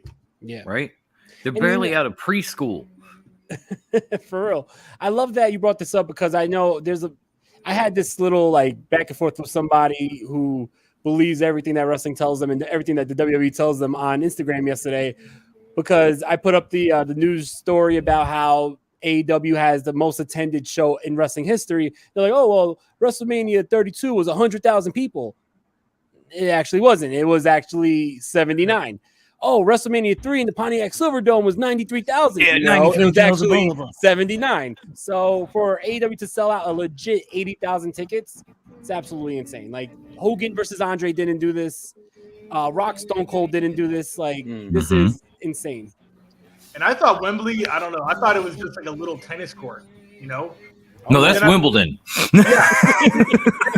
Yeah. That's why at first I was like questioning it. I'm like, isn't this like smaller than the Daly's place? It's totally different place, bro. As far as that goes, super proud of everybody involved in this. Super proud of us as fans for supporting this company that is still hits me in the feels the way Attitude in 98 ECW does. And that Stadium Stampede match is going to be fucking baller. I love that this is like once a year or more or less event. I'm glad they don't do it every 2 weeks like everything else they do. I was also 2 days ago years old when I realized Eddie Kingston and Kofi Kingston are brothers. I was like, oh, the Kingston. What the fuck? Anyway. Yeah, glad the Mad King's back. As far as like proud and prejudiced or pride and powerful are back, yeah, that'd be fucking Proud and Proud and Prejudiced. Well, they're in England. It's a Jane Austen novel. Come on, you know. I'm so happy for Truth or Consequence. Wasn't Don Callis in that? Don Callis ran that, right? The Truth Commission. Yeah, that was it. That was Recon and Kurgan. Recon, bring back Kurgan, Recon, and Ivory. Oh no, please don't. No, please don't. Once is enough. All right. Yeah. Anyways, yeah, I'm excited for this. I can't wait. And also, this Dynamite did not live up to the. It wasn't like, yeah, I'm with you. It wasn't like, oh my God, you know, but a lot of things, at least it's because we're like a week away. We're 2 weeks out, I think. Is there one more episode? We have one more episode. Yeah, we have one episode left. We're gonna have okay. So as much as we're talking about the biggest show coming up and the highest tickets, and this is such a renaissance period for AEW, we still have to sit through fucking Leatherface. So right. Jesus Christ. I don't even understand. Let's get into it. You know what? After that match, I have jumped off the Jeff Jarrett bandwagon. I am right there with my devious brother now. Like, fuck this guy. Just go away. No, who won? Just go the fuck away. Jeff Jarrett won. You know what this was? You know, I was saying I try to make. You know, I say I try to find similarities between the promotions instead of say one's better because of this and yada yada yada. This was AEW's like pitch black match. This is more like AEW. It was like, hey, they're going to give us a bunch of money to match. pull this off. So let's just throw 2 Jeffs in the ring and a shit ton of other people and fake blood and whatever the fuck else and count our money at the end of the night. That's exactly what this shit was. It was, I don't know how long the runtime was, but those are minutes of my life I'm never getting back. And I'm a bingo hall kid saying this shit. Usually when you say anything death match, I'm like, I'm there. Yeah. And watching this, Jesus fucking Christ. I'll tell you what, in my opinion, the one thing that could have saved this, and I know he's dealing with possible dementia, and I know that he's very old now, right? But one thing that I thought would have saved this if Leatherface came out and he pulls off the mask and it's Terry Funk, Chainsaw Charlie, that would have got a huge pop. But it wasn't Leatherface. It wasn't even FMW Super Leatherface who used to wrestle. I actually joked about that during the match. Like when Leatherface came out, I was like, wait, is that Chainsaw Charlie? I was like, yo, if this is Terry Funk, that crowd's going to pop. But it wasn't. It was just. I thought it was that drunk guy from the Vitor Belfort promos like 2 years ago. I don't even know who that fucking guy was, but that was some nobody shit. knows. Nobody cares, but nobody I did knows. not need answered. Right. Yeah. And why did they decide to put Satnam Singh back in his Briscoe family overalls that night? What the fuck was that? Everybody was a part of the family. The Wyatt family? Right? Well, whose family? The Wyatts? Like the Mongol family? I have shit. no idea what do you call it nowadays. I didn't hit that camera button, bro. Hold on, sorry. I'm blowing my nose. We got to see that El Guapo Jefe. But like, yeah, Jeff Jarrett can go home. Karen Jarrett can stay home. Like, Jesus Christ. Go away. Just go away. Damn true. Don't even be mad. Just go away. We should. I'm happy Jeff Jarrett got the victory. I'm just gonna put that out there. Thank you very For much. that title? What the fuck is that title? It's not like he's gonna be defending that on a weekly basis. I hope not, man. I just now he's hope gonna be not. out in the ring cutting King of the Mountain promos and shit with that stupid ass belt that's in between all of them. Oh my god. It's my world. Ay. See, and I'm busting a director. Ay. But but at least they got their money. That's the same thing I said about the Pitch Black match. Was it stupid? Yes. Was it necessary? No. Did they get paid? Yes. This was as bad as Rick Steiner cutting a promo on Chucky the Doll. This was RoboCop versus Glacier or whatever that. Yeah. This was RoboCop busting Sting out. Actually, that was better. That's what I'm saying, man. I have no clue. I'm with you, Spark. I don't know what the hell is that about. They made a whole ass belt, as you can see on the screen. I just hope that the fucking network didn't tell Tony Khan, "Hey, I need you to do this belt." Like, for what? I hope not. Supposedly the network was very happy with the cross promotion. Oh my god! Because they made money. Exactly. They made money. Because I saw what's it called? People online. I forgot who put it up, but they were like, "Oh, and this is a contract year for them. You really think TNT's going to want to re-sign them after this match?" I'm like, they were happy with the match. You're kidding? They're counting their money. They're happy. They're like, woohoo! I am not happy with it. Oh, Jesus. This was not that we were, but they were. Any final thoughts of this, man? Because this really nothing. Yeah. Fuck this whole match. That's my final thought. This was cornball WCW. Obviously, Jeff Jarrett had his finger. Oh, Kerry Jarrett got poured with fake blood. I mean, that's the only thing, but okay, that was kind of fun. It was kind of fun. That's probably I just say Jeff Jarrett versus MJF title for title all out. No. What? Hell no. Oh no. No. I don't want MJF. You know I love you, brother, but no. Nah, I'm not that much of a super fan for Jeff Jarrett. Not even me. I didn't think you were. Just in case you were serious, I had to say no.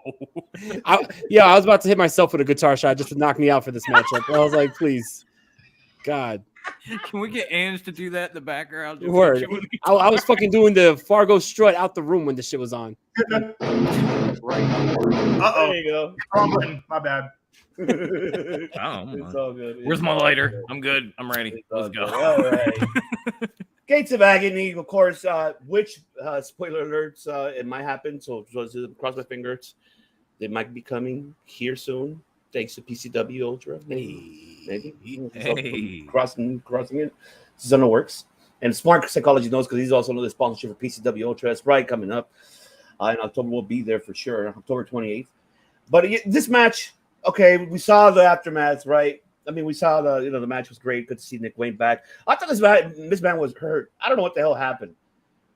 But then we saw the camera, and they brought something back that I didn't think they were going to bring back, and they fucking did. They fucking brought this fucking man back. Joker Sting is fucking back. If people are not, go back to Impact and go look at it. People who are not familiar with it, go back to Impact. Because I think this was the best Sting for me that I saw, heading towards the end where he was leaving. But this was awesome. I enjoyed it, and I can't wait to see what he's gonna do. I like how he's 9 days from now. No, it's 11 days. Oh, yeah, I don't have no friends. Sting is a natural man, but I don't know what the fuck they're doing with this match. I don't know what it is. Is it a 6-man? Is it a tag match? Now saying is Nick Wayne now? Not Sting. No, it's just a tag match. It's Sting and Darby versus AR Fox and Swerve. I have no idea where they're going with it, but let's talk about it. Let's break it down. So DOM, both thoughts of the match and the aftermath of Joker Sting. Oh my God! Well, the match was very good. It was very good, but it was definitely hard to remember for me because, like you, I was a huge fan of Joker Sting. Huge. My favorite Sting of all time, and I never thought anything would beat Crow Sting, but that just kicks the shit out of it. You know how much it kicks the shit out of it? Seth Rollins took that gimmick and made it his own. That's how much. He also almost took Sting's career, but yeah. It's a little salt in an old wound, but you're not wrong. You're not wrong.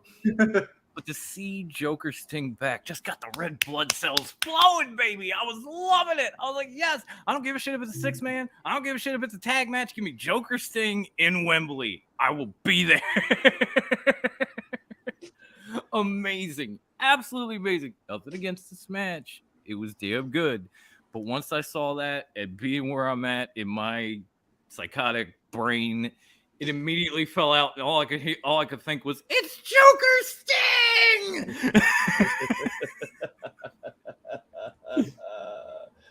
Oh, Joker Sting. Jesus.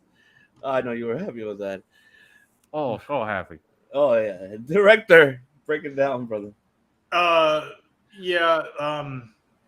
It's still one of those, like, why there's like 2.5 people versus like 8 people. Storyline kind of like, right? Because you got Brian Cage, you got all these other guys. Yeah, you got the guy who's on like a 19 wrestling match losing streak, even though he's still a Swolverine for some reason. We got two-legged Zach Gallen over here with Darby Allin, and then Joker shows up. Right, he is my son's size, for God's sake. I love you, Nick Wayne, but you are seriously my son's size. I would not put him in the ring with any Nick of those Wayne, guys on Bruce the Wayne, other and side. give us the Joker. That'll be good. He's got to be in the match. I'll go on and on about it. We have Indie Sting now.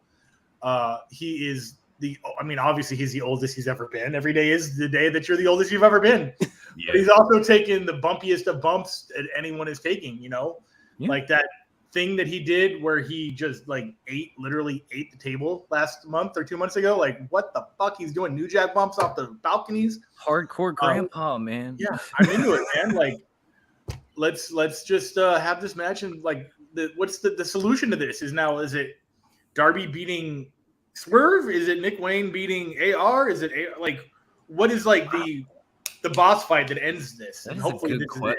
I feel like at least at Wembley we'll get Sting getting that one last moment in front of a huge crowd. Oh, he's definitely Shawn Michaelsing it all the way 2 miles. I wouldn't be surprised. That'd be I fire. wouldn't be surprised if Sting gets the win on one of them, because who is more internationally known in AEW, really in wrestling, than Sting? Sting, for fuck's sake. The man's been an icon for 3 decades. But will this be one of those unresolved things where like it was supposed to be Darby over Swerve to get the win to end it? Like, I don't know. Like, I'm going to be entertained either way. I'm just not caring about who wins or how or what happens after. But it'll be a fun match for sure. I mean, I'm giving away what I would have probably said on a prediction show, but I feel like you're on to something there. Like, Sting will get the win, get the international pop, get that one of those last moments. And then this whole feud will continue on into All Out, where Sting will be removed, and you'll get like Darby and Nick Wayne versus AR Fox. Well, Darby's match for All Out's already been announced. It's going to be Darby versus Luchasaurus for the TNT title. Oh, that's right. So I think this actually is going to be the feud ender, probably at All In. Yeah, could be. I like that. Really could end it on Dynamite. I don't know. It's not like it's the biggest fucking rivalry. It's been cool. I love the video where they went to Nick Wayne's place and beat the crap out of him, and then like video called Darby, and they're like, "We got your boy." Yeah, that was legitimately like trespassing and breaking and entering and assault. So honestly, I think Mike would agree with me. Like, that was some ECW Attitude Era type shit with modern day technology. Like, we're just gonna go beat you bloody and then call your friend and show him what we did to you. Only thing they were missing was Pillman with the gun. Right? Pillman 1911 says, "I just smoked your ass." Yep, love it. De Niro, floor is yours, my brother. The matchup itself, I really didn't care too much about. I feel like I don't like when you have Ring of Honor champions on AEW, because the Ring of Honor champions who are supposed to be threats on Ring of Honor look like jobbers on AEW. It's really, if I'm following both shows, it's hard to keep up with it. So to be honest, the Gates of Agony losing this matchup was a little whack to me. Also, Joker Sting, I'm excited for that. I was a huge fan of Joker Sting. For anybody like who is unfamiliar with Joker Sting, I know Impact Wrestling put up a 4-hour video on their YouTube channel of every single segment in Joker Sting history and matches. So if you want to catch up on Joker Sting, they have a full history of the Joker Sting on their YouTube channel. But definitely, I'm very excited for this. I mean, I wouldn't be surprised if this is Sting's last match, right? Go out in front of the stadium. He did say this is his last. Yeah, he said this is his last year in wrestling. Mm-hmm. This could be a really good last match. You are in there with guys who could bump for you and take big bumps for you. So they're gonna make him look like $1 million. This could be his last match. I mean, what better way to go out on top than going out in front of the biggest crowd in wrestling history? That's a good point. Very, very, very true. And I totally agree. And one thing I also was smart. What he said in Smart Psychology podcast about at Gates of Agony. Yeah, send them the Collision. Fuck it. They lost to nobody's. I feel the same. The match wasn't really like. All right, yeah, but we got the Joker. Yes, we got the Joker Sting. We haven't seen that in a while, so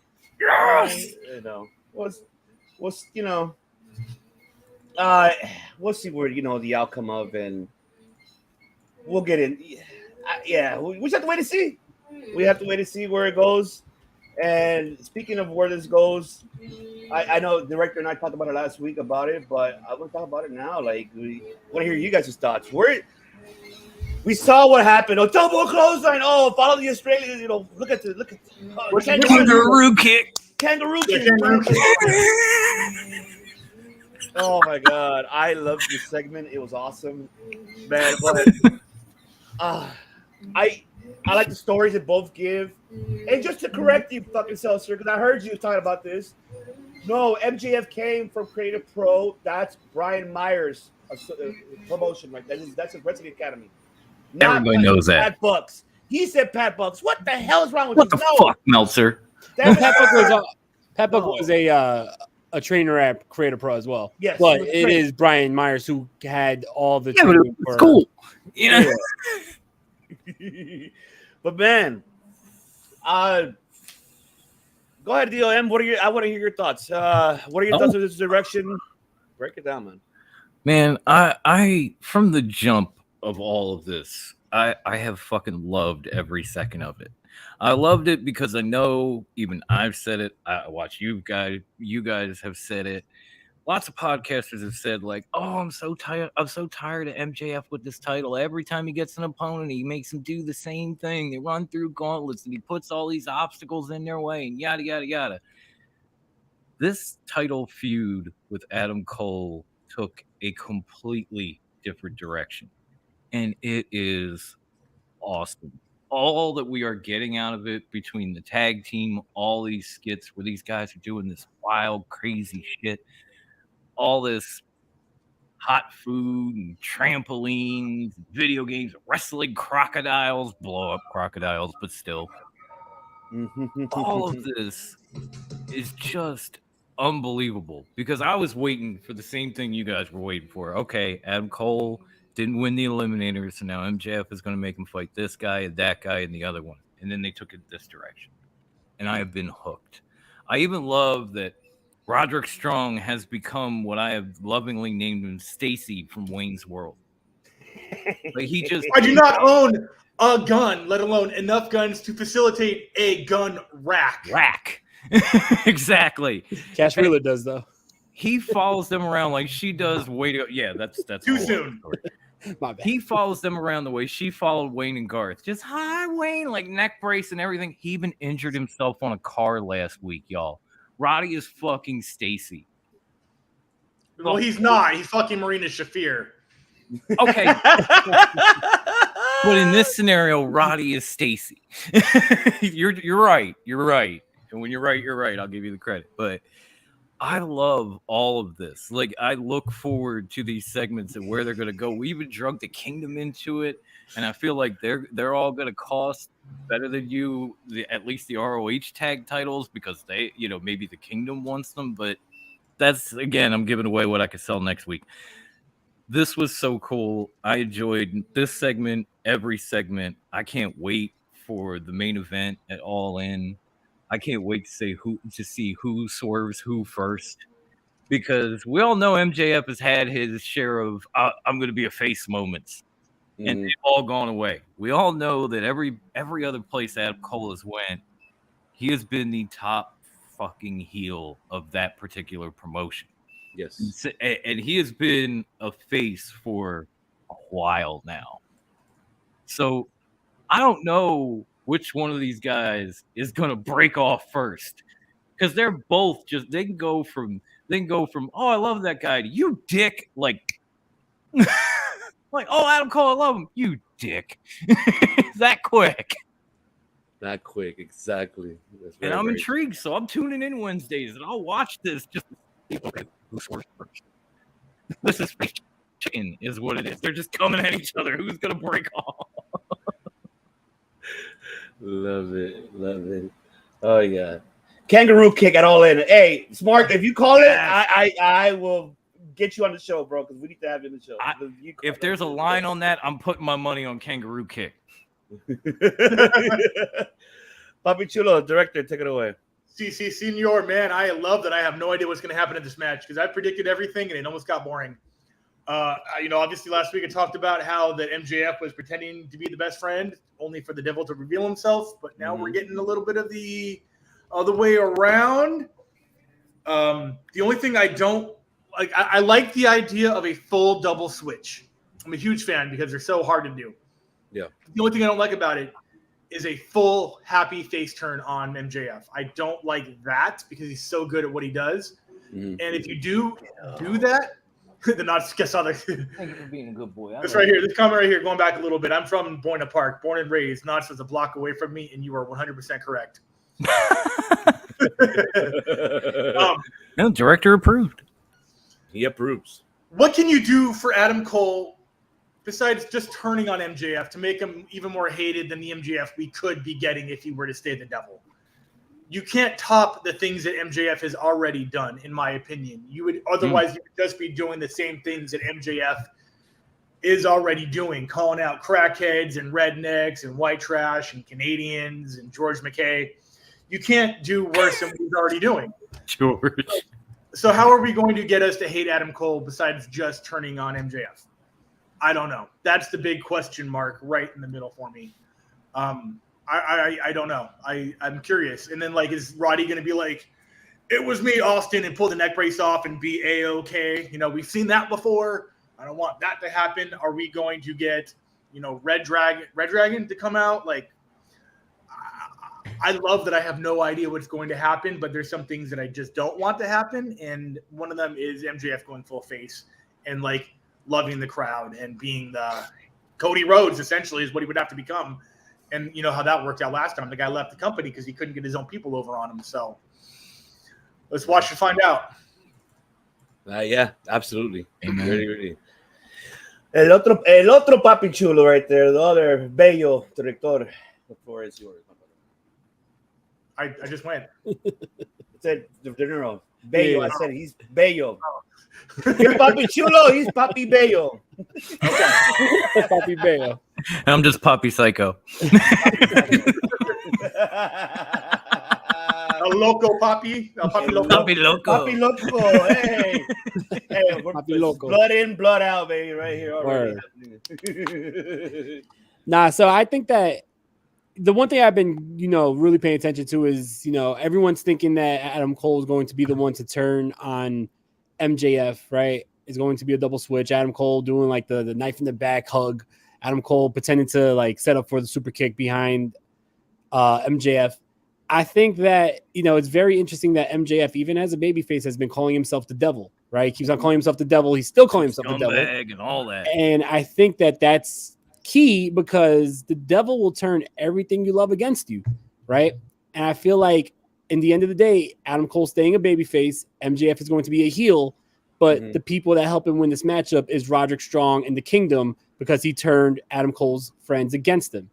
And I think that that's going to be MJF's new stable. MJF, Roderick Strong, and the Kingdom.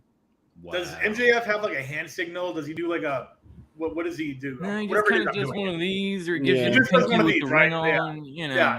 That's love that. I would love that. But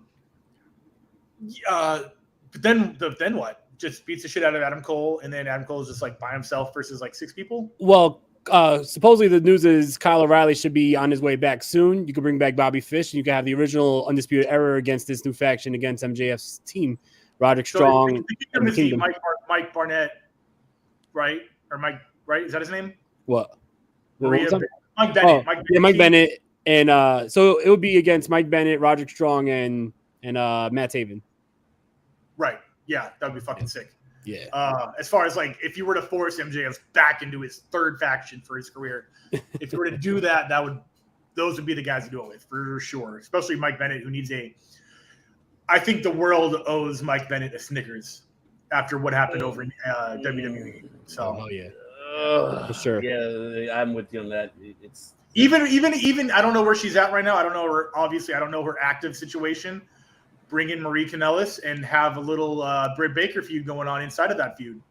Yeah, I mean, she's in Ring of Honor right now. That would be perfect. Right. Yeah. So I'm all for that. I love mixed factions when they're done right. Not a good example of them, but yes, I would love to see Britt Baker in a feud with she goes by Bennett now, right? Not Kanellis. Yeah. Well, she still goes by Maria Kanellis, but she obviously isn't like the greatest wrestler. I don't even know if she really wrestled that much. But I do like intergender feuds. I did want to see more, like Jungle Boy and Anna Jay versus Adam Cole and Britt Baker would be fucking fire. That would be amazing. Let's go. Yeah. No, I'm with you. I've always loved intergender wrestling, flat out. Yeah, but I personally, I do think that MJF stays heel and Adam Cole stays babyface. Okay. Do you think Adam Cole like tries to go heel and then it just backfires? He's like, oh fuck. That would be funny. That would be the only way that would make sense. It's like he tries to do some shady ass shit, and he might even win the belt. I don't know, but yeah. He puts his foot on the rope with the pin and it just slips accidentally. He's like, "Oh fuck, I tried." Every idea gives me more new ideas, so I'm going to pass it off to Don because I'm going to not stop. I love it. Fucking love it, man. Man, sorry, I got one more thing. Go for it. I love that story time with MJF was actually better than story time with Adam Cole, baby. And that's hard for me to say because I am an Adam Cole guy. I really like Bruce and I have been calling ourselves the Better Than You Baby of podcasting because I'm an Adam Cole mark and he's an MJF mark. So by all in, we're gonna hate each other. But I love it. But his story was by far superior. Like by the time he was done talking, my wife's like, "You okay?" I was like, "Got something in my eye. Okay, I'm good. I'm not crying. You're crying, but I'm not crying. Shut up." Speaking of crying, there we go. What about that crying? Let's see that crying. MJ listening to the faction. Shout out to Temple Place, by the way. Unpopular. That's not an unpopular opinion. I had just said that it would be like his third or fourth if you count the Inner Circle and Pinnacle as two different factions, which I guess you kind of do. Yeah, Rich Holiday would be cool, but yeah, I don't. We actually said that. Like I said, if you're gonna put MJF in a faction, please don't. But if you do, Kingdom would be all right, and then call it the Kingdom. Yeah, we actually said that 2 weeks ago. Temple on our show was, I think Bruce brought it up. Like, what if MJF were to bring back the Dynasty only in AEW? I don't know if Hammer's out there, but I know Holiday is, and that's a start. And you could get Hammer later, and you could have the whole damn thing on national television. I would love to see that. I'm a huge fan of the Dynasty, especially Hammer. Hammer time on national TV, make it happen. Yeah. Right. Damn child. All right. Now, let's get into it now. But Dr. Bring up DMD versus a bunny, of course. And she's back from her injury. Good matchup. Good to see Ali back. But director called it last week when we talked about it. He called it right away. So I mean, of course, Britt Baker won. We already know. Now we're getting the 4-way that we're gonna get at All In. Is it finalized? Is that the 4? 4 right there. Yeah. Okay. Yep. You called it. Yeah, that's why the 4 that everyone expected. Let's be real. The fact that I expected it and didn't like it. Obviously, I thought that they were gonna put. They should have put, in my opinion. Okay, so I get that Soraya Bevis, she's from there. Okay, perfect. I get it. Okay, that's fine. Perfect. You're going to have 2 of the Riot Squad 2.0s fighting each other? How's that going to work? Tony Storm and Soraya, are they going to help each other until they don't? Are they going to turn on each other? How's that going to work? That's the dynamic I'm curious about. If this was in any other country, it should have been Sky Blue, though. Well, your thoughts about this match, though? Was it good to see, buddy? Yeah, so it was okay. I am pro women's wrestling. I'm pro not genderizing it. I'm obviously in a band with a woman, and we're tired of getting called female fronted metal. Women's wrestling, I don't know if women in pro wrestling have an opinion about the title, but I do think it still needs a lot. Why am I in two screens? This is fucking crazy. Dom went out. And I'm all for pushing it even more. And AEW has a long way to go before everyone's happy. Putting it in the main event is the right choice, but and I get that this was the final match for the 4 that's going into Wembley. It just did not feel like a main event match. It felt like a first hour mid-card match. And that's just whoever was producing the match and putting it together. Did not have main event vibes or even a Dynamite for me. It just didn't have that spark, and I'm going to have to go ahead and say that I think that might have been Allie's fault. I don't think she's as fantastic. Do people think she's great? Do other like Bunny fans who are like, oh my God, she's future world champion like I do for NAJ? No, right? And this match clearly showed that. I think that she still looks green, even though she's one of the most seasoned wrestlers in that roster as far as like women's wrestling goes. Yeah, I love that there was a women main event. It just didn't. The match itself didn't really flow for me, and I think it only went like 4 minutes. So yeah, it just something more exciting could have happened in that main event. Even inside of that match, you could have had other people run out and fuck around and find out or something. I don't know. It just fuck around and find out. This is the last time I'm ever going to talk about this match. Whereas there's been other main events that I would gladly revisit. Yeah, with the director. No fault to Britt Baker. She's a future GOAT. Yeah. De Niro, take it away, brother. I mean, there's not much to really say. This is basically a bye match for Britt Baker. They should have just put her in the fucking matchup. I mean, if you're going to have her qualify for it, I would have liked to see someone who would have been more of a threat. You know, give Britt Baker versus fucking Jade Cargill or something. I don't know, like someone who's going to be a believable threat. But don't just say, oh, here's a girl who hasn't been on TV for the last fucking 4 months, and hasn't really won matches before she left TV, but she's supposed to be a threat to Britt Baker. Like, come on. Yeah, I don't. For me, I mean, it was good to see Buddy for me, but I'm with you guys. This match should not. It's pointless, to be honest. It was pointless. You should have just booked. You should have just booked Britt Baker in the match, and that's it. That's it. We already know it was going to happen. Well, but that's good. We'll save our predictions of that because that's going to be interesting how it's going to happen. Like just the event itself. I'm invested of seeing how it's going to turn out to be, but especially like you got 2 of the outcasts there. I don't know how the hell is that going to work out. And I'm just I'm just invested of that, but I hate to say it, but like I said, I'm not against the women, none of that. Our director said none of that. It just this match was kind of pointless. Yeah, it's just I would say the same if it was a dude match or anything. Just it felt flat for me. Should have been the first hour. Hey, we switched. What's up, man? Hey, I'm the director. Oh, I'm back to being me. There you go. Sorry about that, guys. I have my mic and my headphones cut out. I don't know what the hell happened. I was trying to fix it on stream, and all I could do was restart, and I'm back.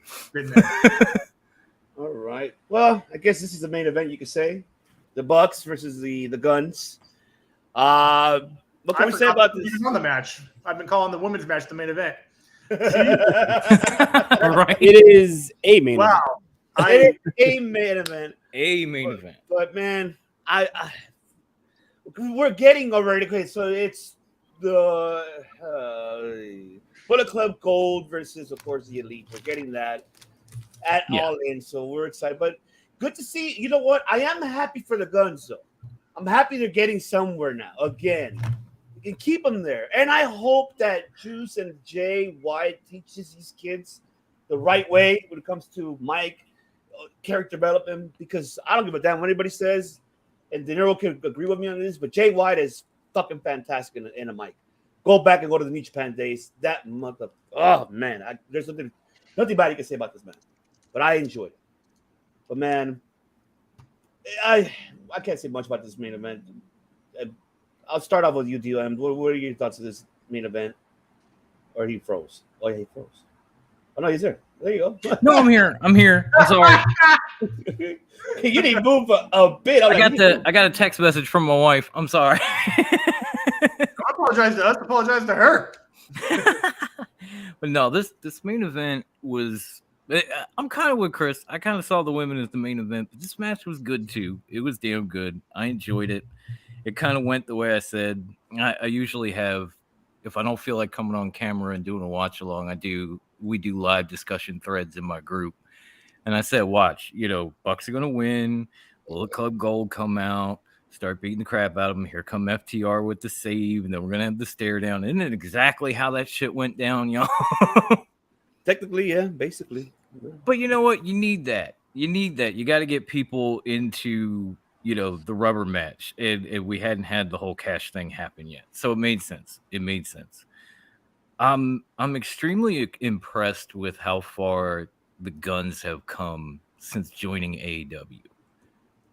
These guys, man, I was like, why are they even on my screen? Shouldn't they be going to sleep? Like, don't they have school in the morning? What the fuck? And as they've progressed, like, they become more manly than Jack Perry. I don't give a fuck if he turns heel or not.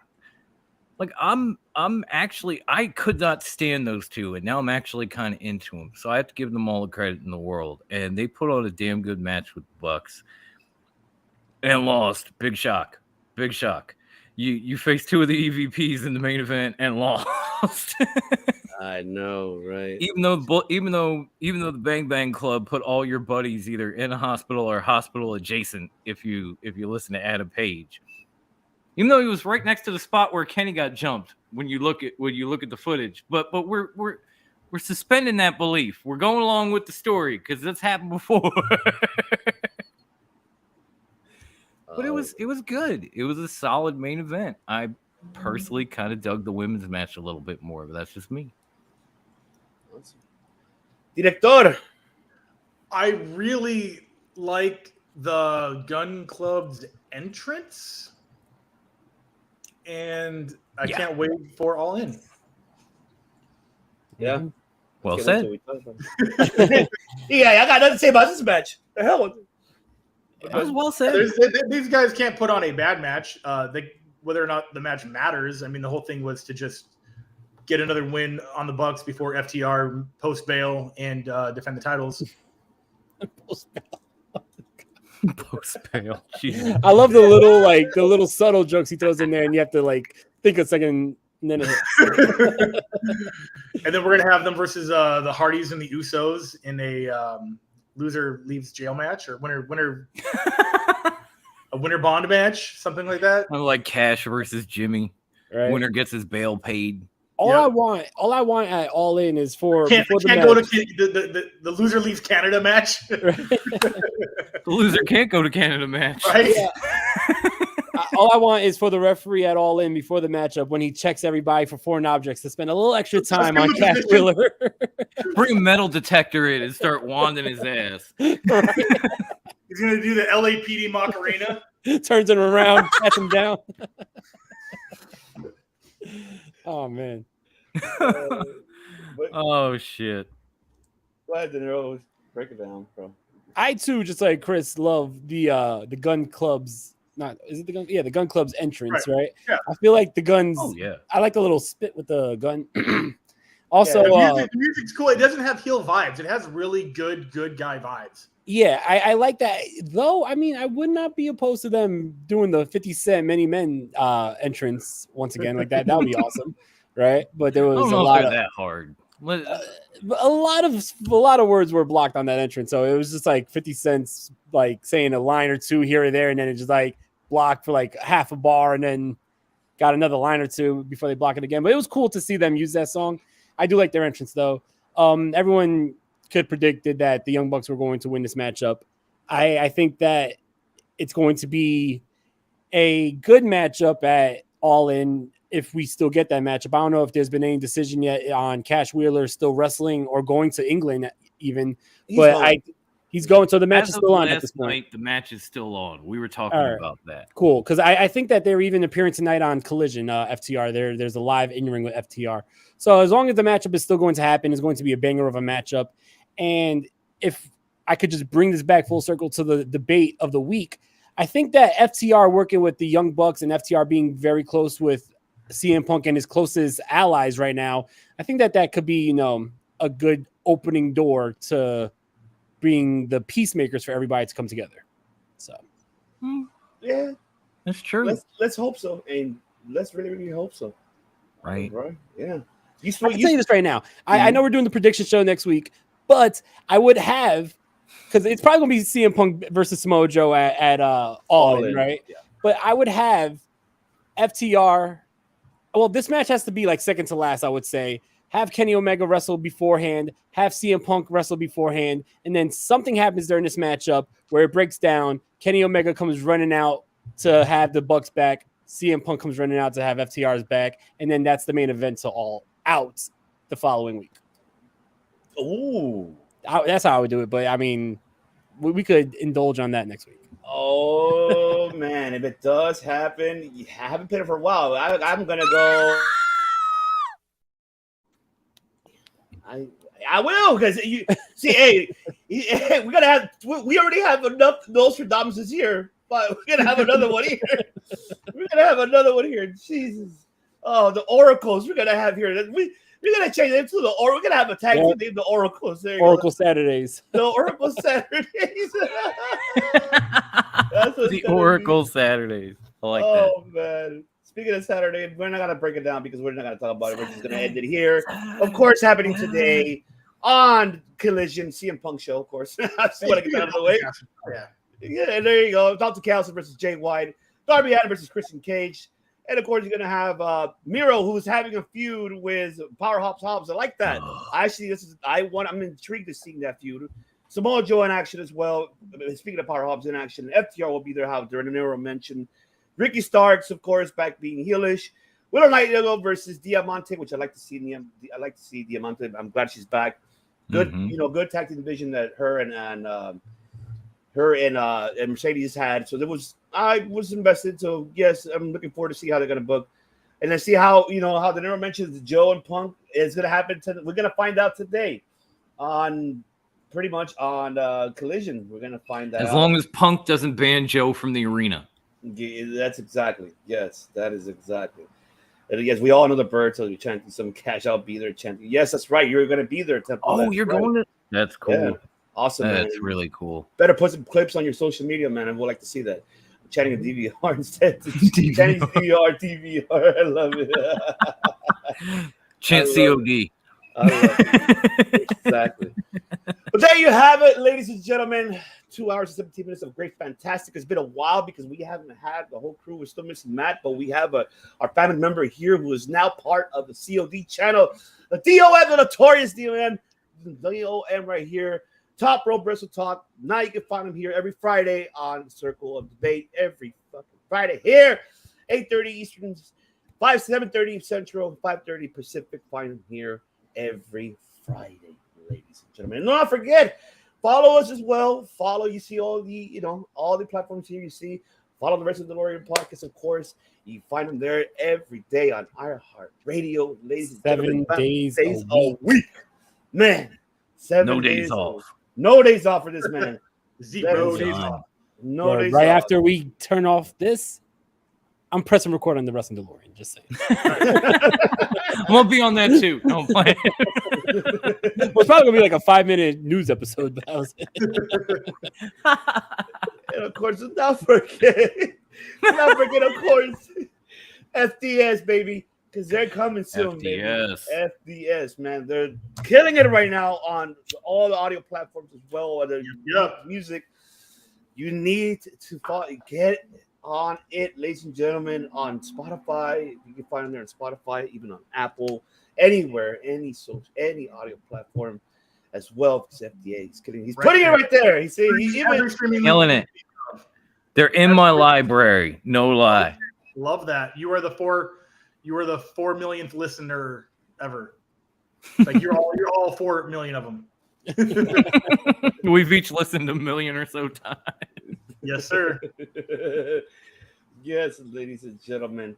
And we will be back here next week, of course. How the Nero mentioned the predictions for All In. And now, like I said, the family here has grown. You'll be catching TRWT here. They're going to be giving their predictions as well. We want to, hear their opinions about it too. I'm excited. I'm looking forward. And also, don't forget, today is UFC 292, which we'll be talking about that next week. If you saw last night, we did talk about it with, Mike Q, Bakley, Ed, and Coach Rage. Next Wednesday, we'll be back for the recap and looking forward to discuss about that. And talk about, Skittles Tastes Rainbow. We'll see about that. We'll see about that. We will definitely see. But man, ladies and gentlemen, want to thank you all for joining us here on a Saturday afternoon all over the world. You guys are listening to audio platforms as well. We appreciate you guys. We appreciate Director. And let them know FDS. What else is going on, FDS? What's going on? Tell them. September 16th, Akron, Ohio, at the Summit Fairgrounds. We're playing Summit Fest with Vampires Everywhere, Scarlet Drive, Bunny the Bear, and Johnny Craig from Emarosa and Slaves, and I think Dance Gavin Dance. And then we are opening the 10-year anniversary of the whatever that Attila album was called that was really big that came out 10 years ago at 1720 downtown LA, October 8th. Wow, nice. About That Life. It's called About That Life. That was their big record that came out 10 years ago. We're on the opening. We're opening that show up. Awesome. Congratulations. Cool. That's cool. Awesome. De Niro, anything coming up for Wrestling DeLorean on iHeartRadio? Wrestling DeLorean episode 305 will be on Monday. Every day of the week, even on the days, we still do the flagship show every Monday, Wednesday, and Friday, but every single day, even on those days, you'll have a 2 to 5 minute short audio clip of news where I talk about the news of the day. So every day, tune in, Wrestling DeLorean podcast. Every Friday, we have the Passengers Pick, where I put up a poll on Twitter or X, and you guys vote for the show that I'll be reviewing on Friday. So make sure you go to the X. I keep on saying Twitter, but make sure you go to X and follow at Word. Make sure you follow at W_DeLorean Pod for all the latest news for Extreme, all the latest news, and for the polls for the Wrestling DeLorean podcast, baby. That is right. That's right. DOM, Notorious One. What is going on next week for TRWT? Oh, well, we'll be back. We'll be predicting All In. We'll be going over stuff that happened in the week that was. Probably some shit from Collision, Raw, that type of stuff. We'll play games. We'll derail. I'll probably say a lot of curse words and be childless, which will be great. So definitely a lot going on that you won't want to miss. And you won't miss it as long as you tune in right here at Circle of Debate. That's right, ladies and gentlemen. You heard it right. Señoras y señores. And like I said, here on the COD, Wrestling DeLorean podcast, FDS, TRWT, we don't fucking just fucking podcast, make fucking music. We don't know all of that. All of us here, we all fucking make history. Enjoy your weekend, ladies and gentlemen. We'll see you next week. Don't forget, subscribe to iHeartRadio, subscribe to FTS, subscribe to us here as well. Follow everyone here because we got a lot to bring you guys. Enjoy your weekend. Be careful out there for Southern California with this hurricane, quote on that. But we'll see about that. Yeah, we'll see about that. But yeah, other than that, have a good weekend, guys. As you know, we fucking make history. Must be juju. Goodbye. Mwah. And good night.